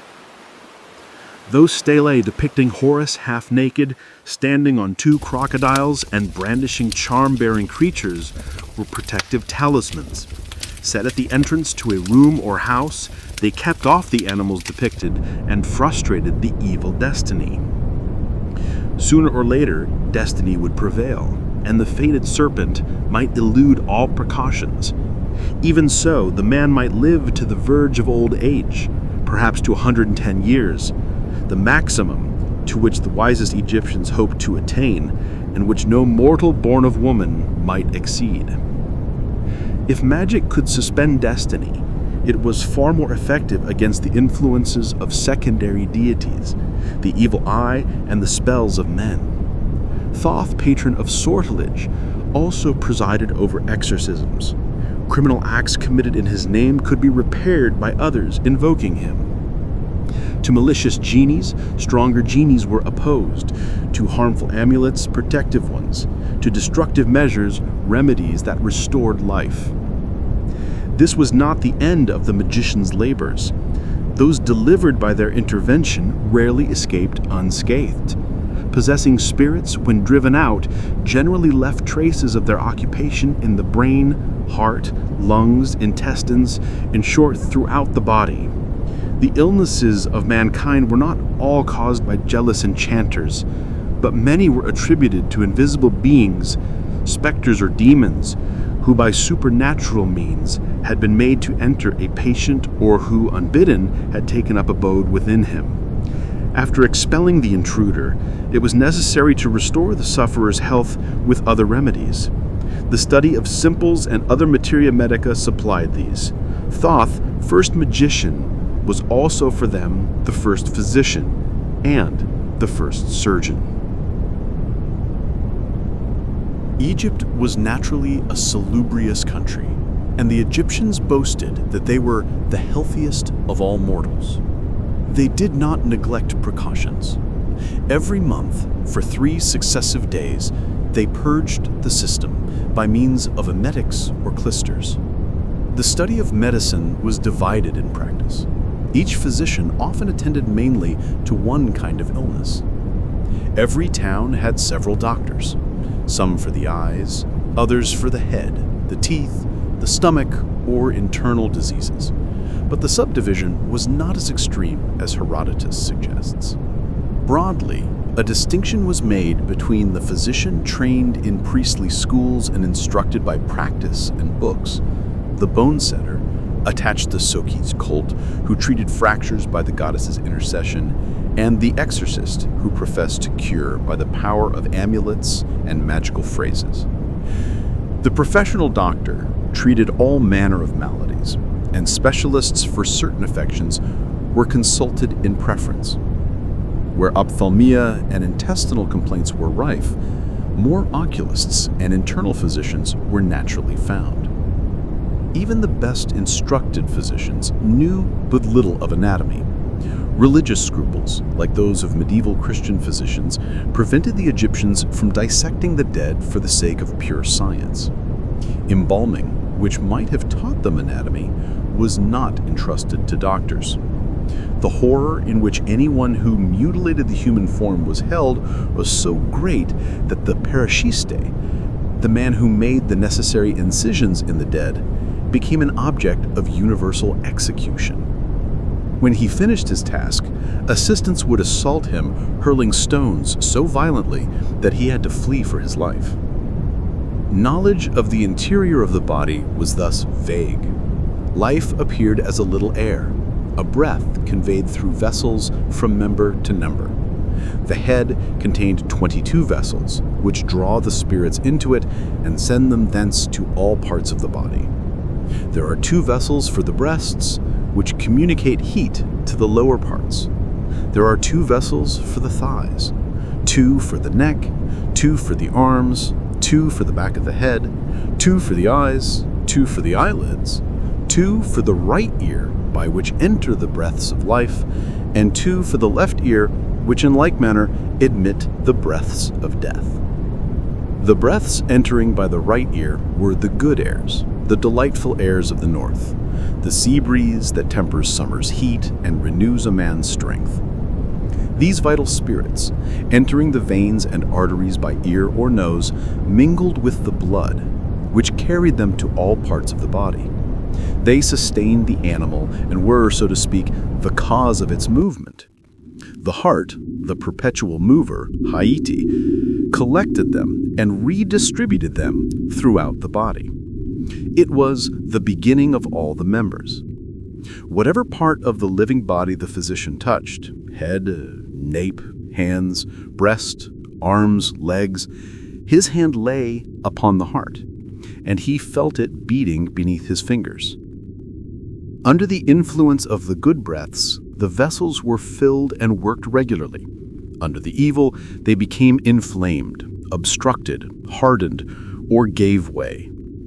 The physician's task was to remove obstructions, allay inflammation, and restore vigor and elasticity.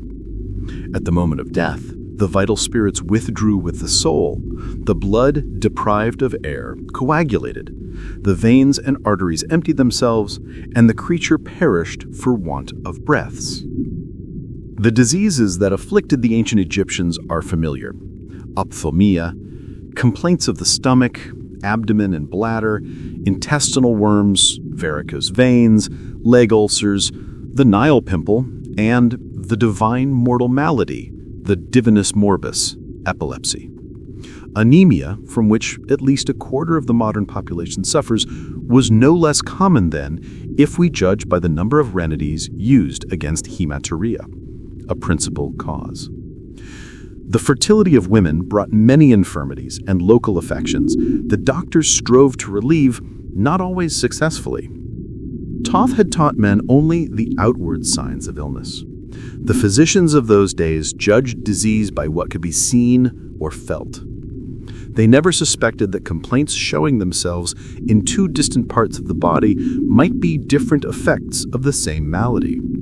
So they classed as distinct disorders many signs we now recognize as symptoms of a single disease. Still, they could often determine fairly well the characteristic features of common ailments, and sometimes did so with striking precision. The abdomen is heavy, the pit of the stomach painful, the heart burns and palpitates violently. The clothing oppresses the sick man, and he can barely support it. Nocturnal thirsts. His heart is sick as that of a man who has eaten of the sycamore gum. The flesh loses its sensitivity as that of a man seized with illness. If he seeks to satisfy a want of nature, he finds no relief. Say to this, there is an accumulation of humors in the abdomen which makes the heart sick. This is the beginning of the gastric fever, so common in Egypt. A modern physician would recognize it at once. The wording might be less ornate, but the symptom analysis is essentially the same. Their pharmacopoeia embraced almost anything that could be taken into the body, solid, mucilaginous, or liquid. Vegetable remedies abounded, from modest herbs to great trees, sycamore, palm, acacia, cedar, whose sawdust and shavings were thought to be both antiseptic and emollient. Mineral substances included sea salt, alum, niter, sulfate of copper, and many stones. Among these, the memphite stone was prized.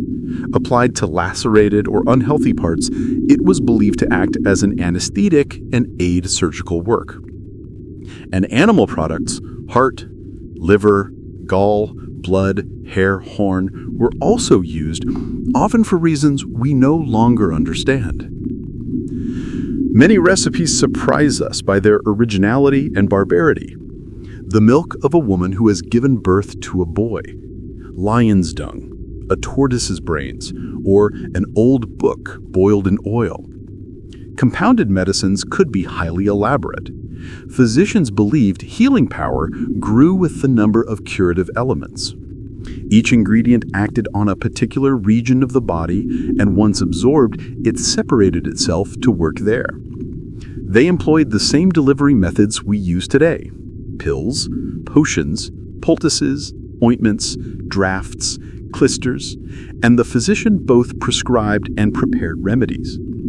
He pounded ingredients, macerated or boiled them, reduced them by heat, and filtered them through linen. Fat was usually the vehicle for ointments, pure water for potions, but other liquids were used without scruple. Wine, beer, fermented or unfermented, vinegar, milk, olive oil, ben oil, crude or refined, and even the urine of men and animals. They were sweetened with honey and taken hot, night and morning. Many of these practices spread. The Greeks borrowed them from the Egyptians, later cultures from the Greeks, and elements of these mixtures survive in remedies still swallowed long after the building of the pyramids. Thoth had taught far more than medicine. He revealed arithmetic, the mysteries of geometry and mensuration. He devised instruments and set down the laws of music. He instituted drawing and codified its rules. Above all, he gave the principles of writing, the device that preserved knowledge beyond the limits of memory. When the gods showed this art to King Thamos, the monarch objected. Children, now able to store knowledge without effort, would neglect their memories. Whether Thamos was right or not, the invention stood. The Egyptians adopted a complex system that combined signs to present ideas and signs intended to suggest sounds. At first, signs awaken the idea of an object by a more or less faithful picture. The sun by a centered disk, the moon by a crescent, a lion by a walking lion, a man by a squatting figure. But pictorial signs conveyed only material concepts, so the scribes resorted to devices: the part for the whole, the pupil for the eye, the head of an ox for the whole ox. Cause stood for effect, the instrument for the action. The disk of the sun could mean the day. A smoking brazier could mean fire. Objects resembling an idea, actually or by convention, were used. The foreparts of a lion denoted precedence, the wasp royal authority, a tadpole hundreds of thousands. Conventional signs appeared too: an axe for a god, an ostrich feather for justice. Sometimes 2 or 3 symbols combined to express an idea one alone could not, as when a 5-pointed star beneath an inverted crescent marked a month, or a running calf before the sign for water signified thirst. Even so, these artifacts yielded only the skeleton of speech: tone, rhythm, gender, number, person, inflection. The things that flesh out words were missing. To read, one had to translate the sign into the spoken word it suggested. Each sign brought to mind both idea and sound. When signs acquired invariable sound values, their pictorial value faded and they became notations of sound. The first phonetic move was like a rebus. A sign, divorced from its original meaning, stood for words similar in sound. Nofir, or nofir, could mean a lute and also beauty. The same sign thus represented both. The beetle, chopiro, and the verb to be, chapiru, shared form, so the beetle could stand for the verb. By combining signs that suggested syllables, the sieve, meow, the mat, pu, the mouth, ra, scribes produced the sound chaupiru, that is, chopiru, to be. Each syllable could be written by several signs. Half represented open syllables, half closed. Over time, the final vowel fell away, leaving consonants, ru, ha, bu, reduced to r, h, n, b. Applied across many syllables, this process yielded an alphabet of sorts, several characters for about 22 chief articulations the scribes deemed sufficient. Signs that represented the same sound were homophones, interchangeable in writing. At this stage, one might have expected the Egyptians to discard redundant characters and keep a pure alphabet. They did not. The inventive spirit that created hieroglyphs abandoned perfection here. They retained their ideographic and syllabic signs alongside their phonetic residues, producing a most complicated script in which syllables, ideograms, and letters mingled. One word might contain a syllable, ordinary letters, and an ideogram that pictured the object beside the written word. This medley had advantages. The picture could clarify meanings that letters alone might leave ambiguous. But the system demanded prodigious memory and long study. Many never mastered it.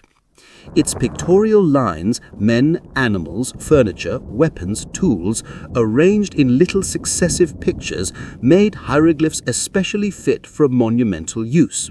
In temples and palaces, inscriptions mingled with scenes of worship, sacrifice, battle, or private life, and filled spaces the artist needed to occupy. For ordinary affairs, writing was traced in black or red ink on potsherds, limestone flakes, wooden tablets coated with stucco, and above all, on papyrus. Haste and unskillfulness altered the script over time. Characters contracted, superimposed, and joined with connecting strokes until they barely resembled their original pictures.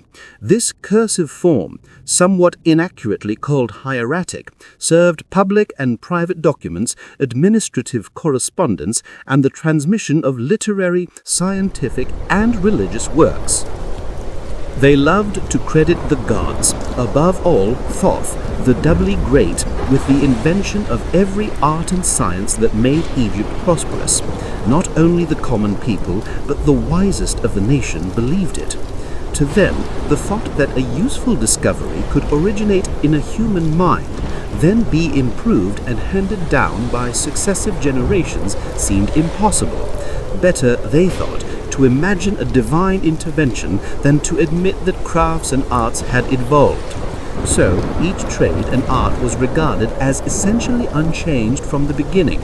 Even when something new appeared, men preferred to call it a miracle. A case in point is the mystic writing placed as chapter 64 in the Book of the Dead. The Egyptians knew this text was later than other formulas in the book, yet they still treated it as divine. It had been found, so the story ran, one day traced en bleu on an alabaster plaque at the foot of Thot's statue in the sanctuary of Hermopolis. A prince, Harduduf, discovered it on his travels and brought it to his sovereign as a wonder. Some call that king Husapasafi of the first dynasty. Others named him the devout Mykerinus. In the same spirit, a medical book on the diseases of women was said not to be a mortal's work. It had revealed itself to a priest keeping watch before the Holy of Holies in the temple of Isis at Coptus. Although the earth was plunged into darkness, the moon shone on it and enveloped it with light. It was sent as a great wonder to the holiness of King Cheops, the just of speech. Thus the gods were imagined to have taught men directly until civilization was complete. That civilizing task was apportioned among 3 divine dynasties, each ranked according to its strength. The first, made up of the most vigorous divinities, had accomplished the hardest work, setting the world on a firm foundation. The second continued the education of the Egyptians. The third regulated, in all its details, the religious constitution of the land. When nothing more of supernatural strength or wisdom was required, the gods returned to heaven and mortal rulers took the throne. One tradition declared without question that the first historical king followed immediately after the last of the gods. The departing deity handed the crown to man, and the royal succession continued without interruption. Another tradition inserted one or more shadowy lines of Theban or Sinite kings between the Ennead and Menes. These phantom rulers, so formless and undefined, were called manes, and were regarded more as shades than as living sovereigns. Menes, in either account, is the first truly living king. From Menes onward, the Egyptians claimed an unbroken list of pharaohs who ruled the Nile Valley. As early as the 18th dynasty, this list had been set down on papyrus, recording for each prince the years of his reign or the length of his life. Extracts of the royal list were carved in temples and even in private tombs. 3 abridged catalogues survive, 2 from the temples of Seti I and Ramses I at Abydo, and a third from the tomb of a dignitary named Tunari at Saqqara. These lists break the long, sometimes doubtful succession of rulers into dynasties, a division based on rules now lost and one that shifted over the centuries. In the Ramessidine period, for example, names that the later Lagades grouped into 5 separate sets were treated as a single dynasty. Manetho of Sebennytos, who compiled a history for Alexandrian Greeks, adopted, on some unknown authority, a scheme of 31 dynasties running from Menes to the Macedonian conquest. His arrangement has prevailed not because it is flawless, but because it is the only complete system to reach us. In Manethon's account, each family listed ruled in succession. In reality, the land was often split into many independent states, each with its own kings across several generations. Yet early analysts dismissed these collateral lines and acknowledged only one rightful dynasty, viewing the others as mere vassals. Their theory of legitimacy does not always match historical fact. Sometimes the line they branded usurpers was the only family with genuine claim to the throne. In Egypt as elsewhere, official chroniclers often bent the past to the needs of the present. They manipulated annals to flatter the ruling party. While obeying those in power, they misled posterity. Only by rare chance can we catch them in the act of falsification and restore the truth. 3 broad periods divide the narrative of Egypt, each named for the town or principality that held the political center. The system of Manetho, in the state in which it has been handed down to us by epitomizers, has rendered and continues to render service to science.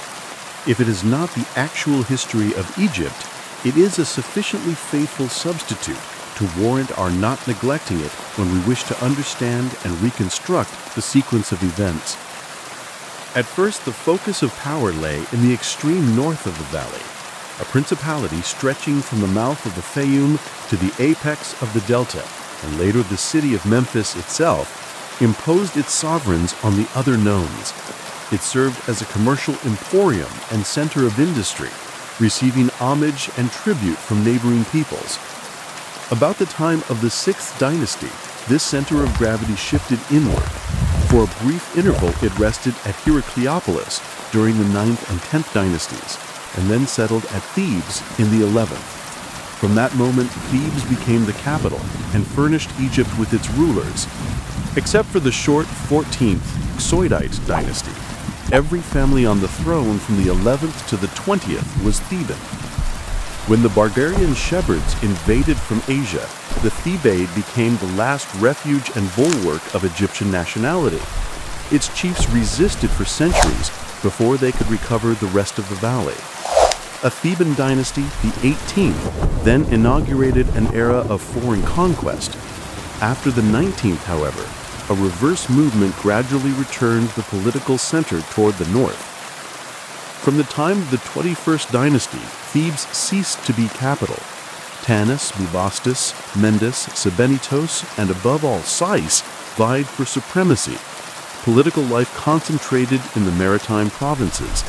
Interior districts, ruined by Ethiopian and Assyrian incursions, waned. Thebes, impoverished and depopulated, fell into ruin and became little more than a haunt for pilgrims and travelers. Thus, the history of Egypt falls naturally into 3 periods, each corresponding to the suzerainty of a particular town or principality. 1. Memphite period, usually called the Ancient Empire, from the 1st to the 10th dynasty. Kings of Memphite origin ruled over most of Egypt for the greater part of this epoch. 2. Theban period, from the 11th to the 20th dynasty. It is split by the invasion of the Shepherds, the 16th dynasty, into 2 stretches. The First Theban Empire, or Middle Empire, 11th to 14th dynasty, and the New Theban Empire, 17th to 20th dynasty. 3. Saite period, from the 21st to 30th dynasty, divided by the Persian conquest into 2 unequal parts. The First Said period, 21st to 26th dynasty, and the Second Said period, 28th to 30th dynasty. The Memphites created the monarchy. The Thebans extended Egypt's rule far and wide and made her a conquering power. For nearly 6 centuries, she held sway over the Upper Nile and into Western Asia. Under the Saites, Egypt gradually withdrew within her natural frontiers. Once the aggressor, She became subject to the assaults of the very nations she had earlier subdued. They credited the gods, and above all Thoth, with inventing the arts and sciences that made Egypt what it was. Yet the monuments tell a different story about how the two halves of the country came to be united under one rule. We have no contemporary account of the events that fused the feudal principalities into a single monarchy. What we can surmise is this: the petty states gradually coalesced into two larger groups, each forming a separate kingdom. In the north, Heliopolis became the chief focus. From its colleges of priests, the local myths were collected, condensed, and arranged. The Ennead that grew there would never have gained such popularity had Heliopolitan princes not exercised a real suzerainty, if only for a time, over the neighboring plains. Around Heliopolis, the kingdom of Lower Egypt took shape. Its rulers claimed descent from Ra, adopted Heliopolitan protocol, and offered ardent worship to the sun. The delta's compactness made it naturally amenable to administration from one center. The Nile Valley proper was different. Narrow and sinuous, it could not so easily be governed from one seat. Upper Egypt, too, formed a single realm. The reed and the lotus were its emblems. But its parts were loosely knit, its religion less systematized, and it lacked a city so well placed as Heliopolis to serve both political and sacerdotal functions. Hermonopolis had learned theologians and played some part in myth-making, but its rulers never dominated Upper Egypt. In the south, Sute contested influence, and Heracleopolis barred its way north. These three cities, Hermonopolis, Sute, Heracleopolis, checked each other. None achieved lasting authority over Upper Egypt. The two kingdoms thus preserved distinct characters. Upper Egypt was the more powerful and populous, governed by more active and enterprising chiefs. Tradition attributes the fusion of the two lands to one such leader, Mini, or Menes, of Tinus, who is said to have welded north and south into a single empire and to have inaugurated the reign of human dynasties. Tinus itself, in later times, appears a poor place, a small town on the Nile's left bank, perhaps near the modern Gurga.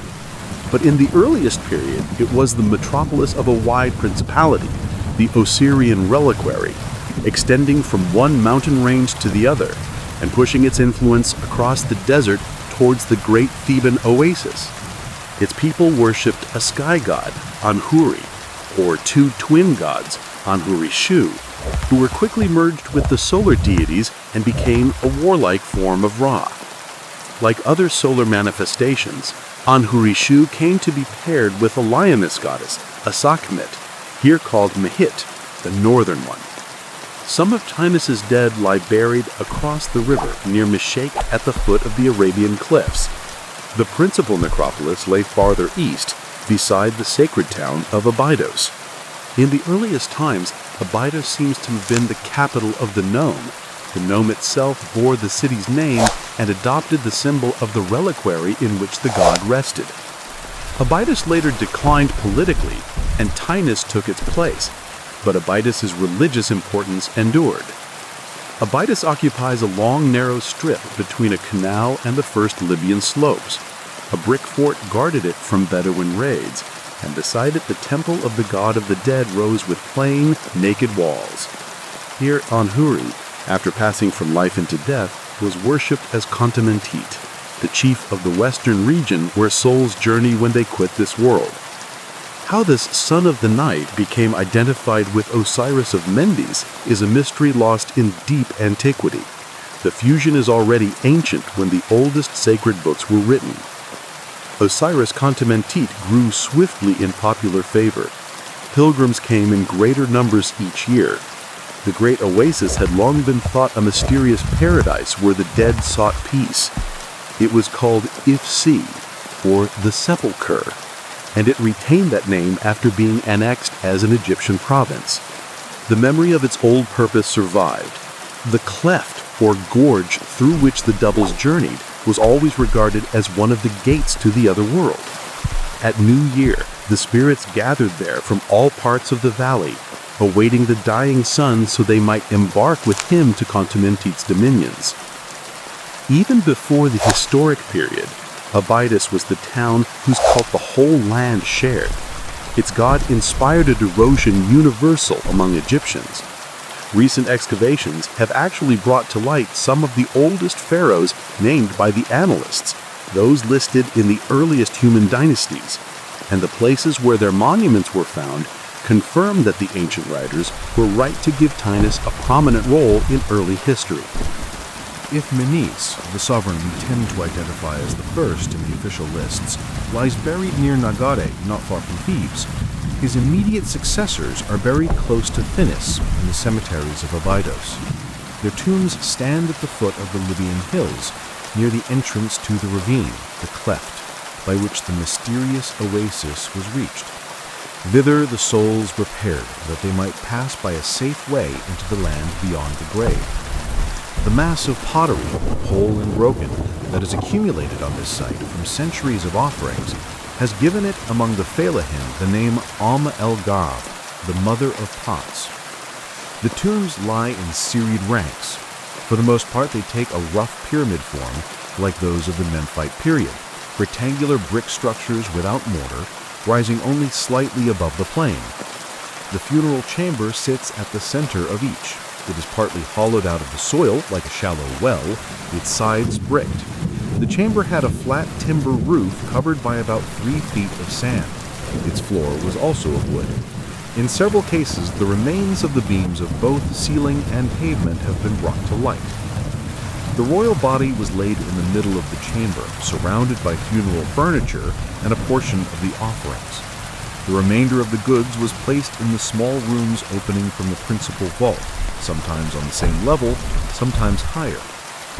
After their contents were laid within, the entrances to these rooms were generally walled up. Human bodies have been found inside them, probably slaves killed at the funeral so they might serve the dead in the life beyond the grave.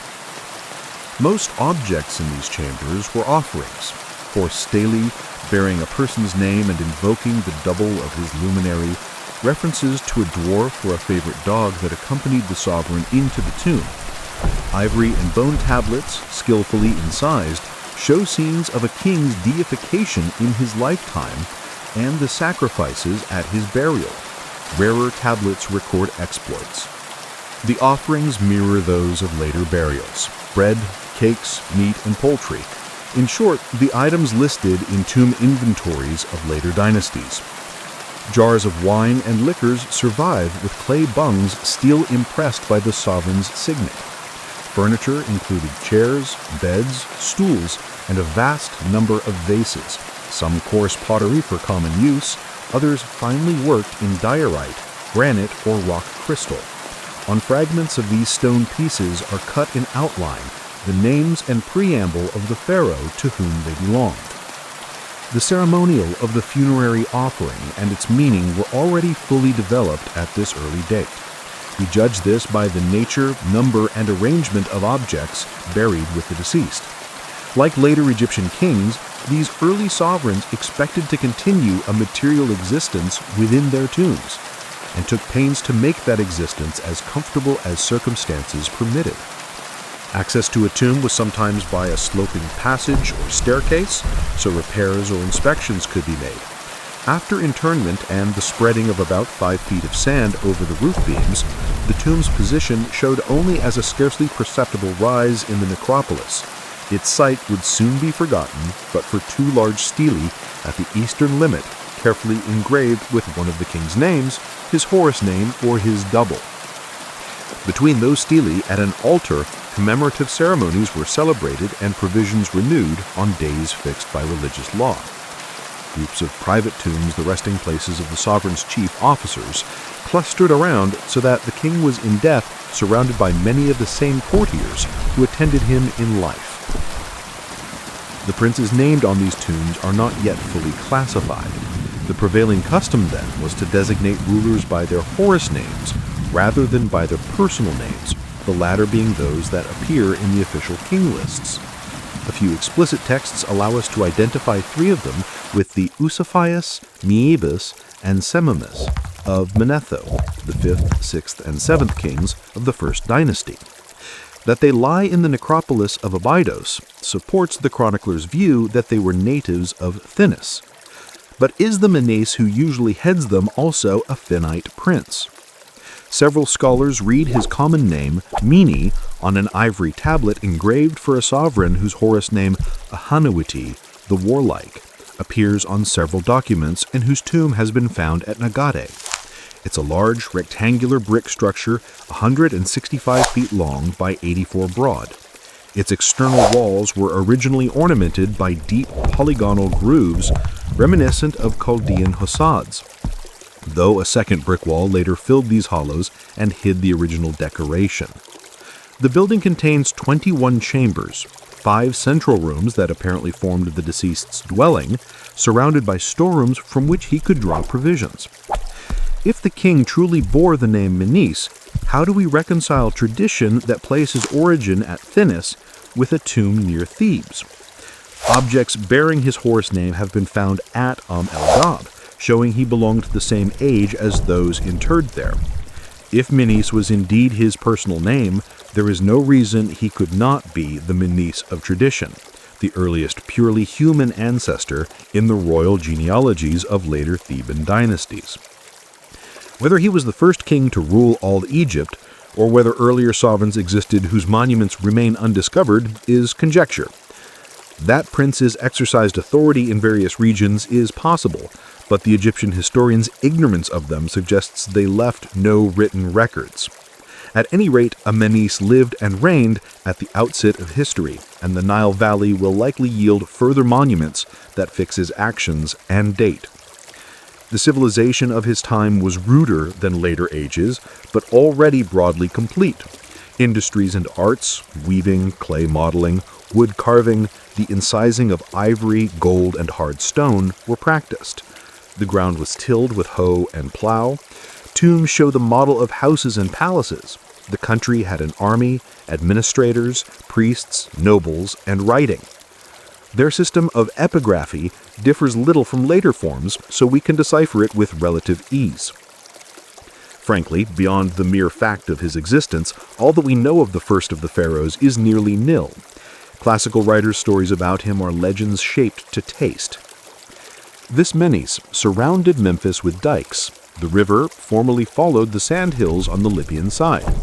Menes dammed a reach about 100 stadia south of Memphis, caused the old bed to dry up, and conveyed the river through an artificial channel midway between the mountain ranges.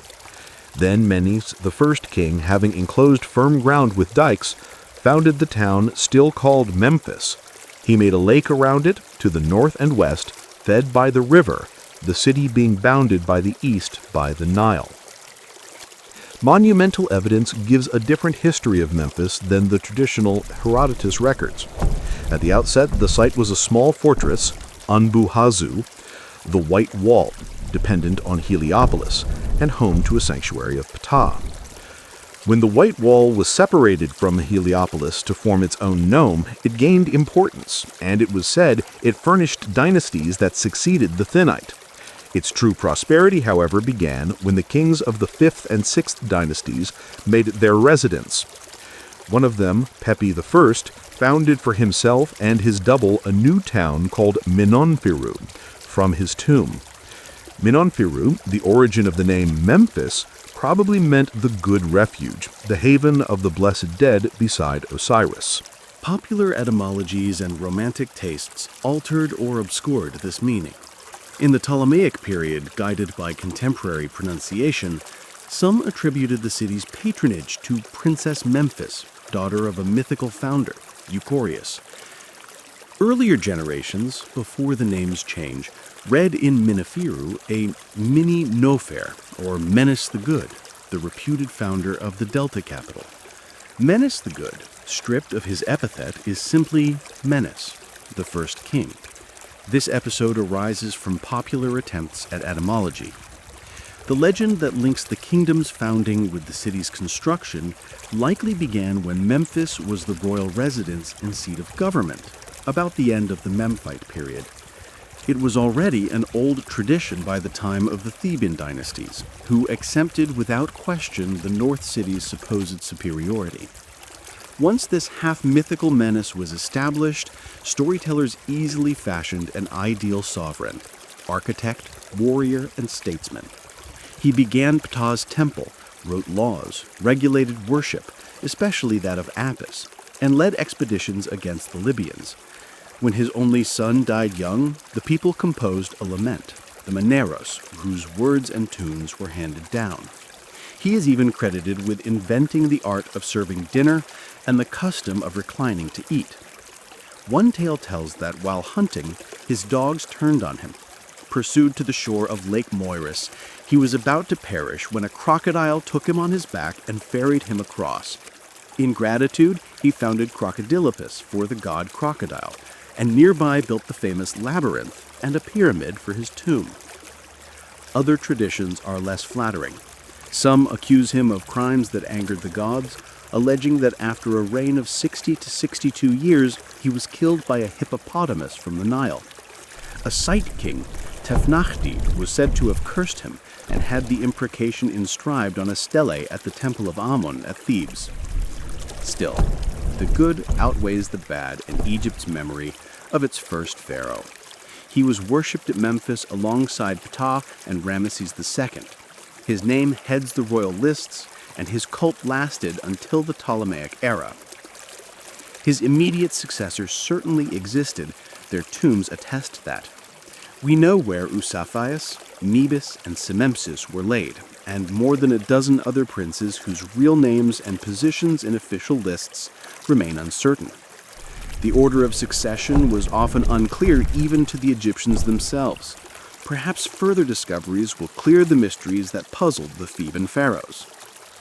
The names preserved by later tradition are curt and rugged, matching the early state of society. Adi the wrestler, Teti the runner, Kenkoni the crusher, rulers suited to a people whose chief duty was to lead men into battle and strike harder than any other in the thick of the fight. The monuments they left us often show reigns as warlike as those of later pharaohs. On one contemporary object, the king whose Horus name was Narumir appears standing before a heap of beheaded foes. Their bodies lie stretched on the ground, each with his head placed neatly between his legs. The scene suggests that the king had defeated, perhaps in a single important engagement, several thousand enemies, and was inspecting the execution of their leaders. Other fragments make clear that the foes of these early kings were often Egyptian princes of the nomes. A surviving list of city names records the capture and dismantling, in succession, of Dobu, Edfu, Hasutonu, Sinopolis, Hebanu, Hipponon, and Hakau, Memphis, and others. On another fragment, King Den is shown standing over a prostrate Bedouin chief, striking him with his mace. Sondi, usually placed in the Second Dynasty, enjoyed continued cult into the end of the Third. But do all the names that precede or follow him on later lists represent real rulers as he did? If so, how accurate are the orders and relations assigned to them? The king lists disagree. Names shift position, some monarchs appear or vanish without clear reason. Manetho gives Kenkenis and Winifis, where the royal tables of Seti I record Ati and Atta. Manetho counts 9 kings in the Second Dynasty, while the monuments record only 5. The monuments themselves show Egypt once obeyed princes whom later annalists could not neatly classify. They associate Sondi with a Pirsenu, absent from the annals. We must therefore treat these early records for what they are: a system assembled at a much later date using various contrivances and combinations. We may accept it provisionally in default of a better account, but not granted undue confidence. The two thinning dynasties, like Menes himself, are clothed more in romantic tales and miracles than in verifiable history. A double-headed stork that appeared in the first year of Teti, son of Menes, foreshadowed long prosperity. Yet famine under Winefus and a terrible plague under Semempsis are said to have depopulated the land. Laws were laxed, great crimes committed, revolts broke out. Under Boethus, a gulf opened near Bubastis and swallowed many people. The Nile flowed with honey for 15 days in Nefertiti's reign, and Sesostris was reputed a giant. Scattered among these prodigies are trivial building claims. Teti laid the foundation of Memphis's great palace. Wenethus built pyramids at Kokome near Saqqara. Several ancient pharaohs allegedly wrote treatises on theology, anatomy, and medicine. Some enacted laws that purportedly lasted to the Christian era. One king, Kaku, the male of males, is said to have exalted sacred animals into gods. Bino Finris is credited with granting succession rights to all royal women. The ascension of the Third Dynasty, Memphite according to Manetho, did little to purge the miraculous character of history. Libyans revolted against Nicheraphus. Two armies faced each other until one night the moon's disk became immeasurably enlarged, terrifying the rebels who took it for a sign of heaven's anger and yielded. Tosorthros, Nicheraphus's successor, is praised for perfecting hieroglyphics and stone cutting, and like Teti for composing medical books, identifications that led later writers to equate him with the divine healer Imhotpu. The priests told these accounts earnestly. The Greek authors recorded them with the respect due to Egypt's learned men. These legends, whether about gods or kings, did not spring from popular fancy, but from sacerdotal doctrine. They were invented long after the events they describe in the temples with clear intent and method. The monuments preserve conspicuous instances of this fabrication. In the mid-25th century BCE, Greek troops at the First Cataract developed a particular devotion to Isis of Philae. That devotion spread to officers, then to the Thebaid, and finally to the Macedonian court. The Macedonian rulers encouraged a united cult that drew worshippers to a common sanctuary and bound the two people they ruled. They replaced a meager Sati shrine with a costly new temple, still largely extant, and enriched it with lands in Nubia. Thus, Isis became the principal landowner in southern Egypt. Kanunu and his consorts, who had been the cataract's chief deities, watched their rival prosper while their own temples, ruined by civil wars and invasions, languished. The priests petitioned King Ptolemy, arguing their services and claiming the liberality of ancient pharaohs as precedent. To support their case, they produced documents. An inscription on a rock at Sihel they attributed to Zosiri of the Third Dynasty. Zosiri enjoyed a vague ancestral fame.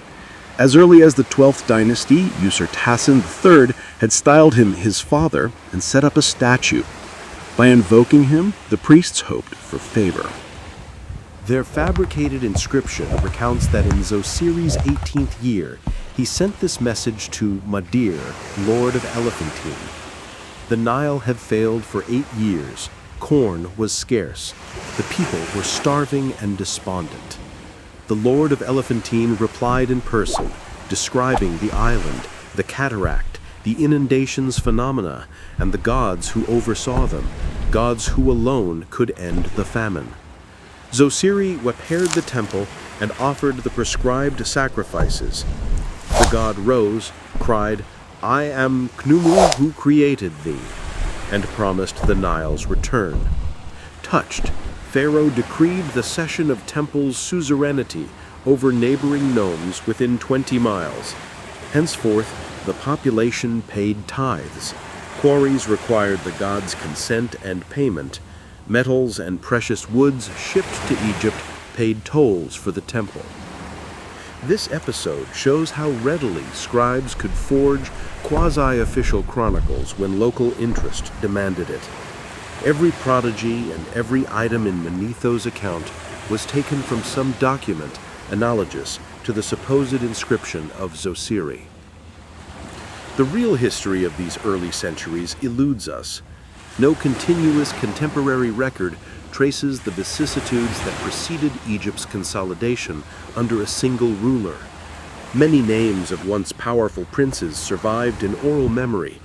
These were gathered, classified, and arranged into dynasties long after the fact.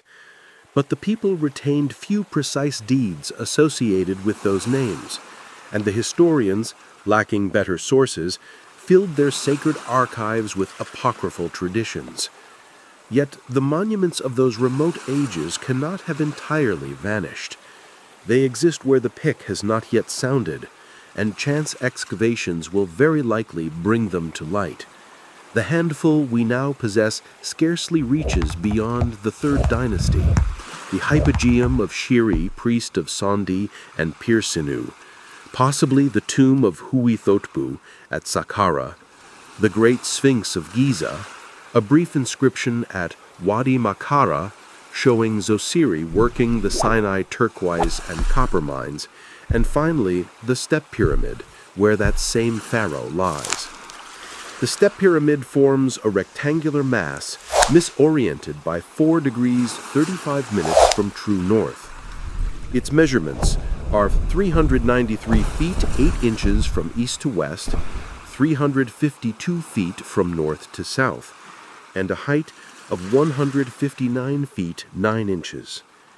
It is made of 6 successively smaller cubical stages, each about 13 feet narrower than the one below. The lowest step stands 37 feet 8 inches high, and the topmost 29 feet 9 inches. Constructed entirely of local limestone, its blocks are small and roughly cut. The stone courses are concave to resist downward thrust and earthquakes. Examined breaches show the stepped surface has a double stone facing, each face carefully dressed. The pyramid's core is solid. The burial chambers are cut in the rock beneath. These chambers have been repeatedly enlarged and restored over the centuries. Their connecting passages form a labyrinth, hazardous to enter without guidance. Columned porches, galleries, and halls lead to an enormous shaft, and at its bottom the architect contrived a hiding place, likely meant to contain the most precious funerary objects.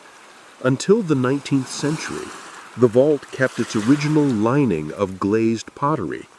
3/4 of the walls were covered with green, slightly convex tiles fixed by flexible wooden rods. The 3 bands framing one doorway bear the pharaoh's titles. The hieroglyphs are raised and colored, blue, red, green, or yellow, on a fawn ground. Other early kings built temples, palaces, and towns. Kasahimu at Hierakonpolis and Kasahimu shortly before the 4th dynasty, for example, but time and invasion have erased most of their works. The pyramid alone has endured. The oldest historic monument of Egypt that still speaks to us is a tomb.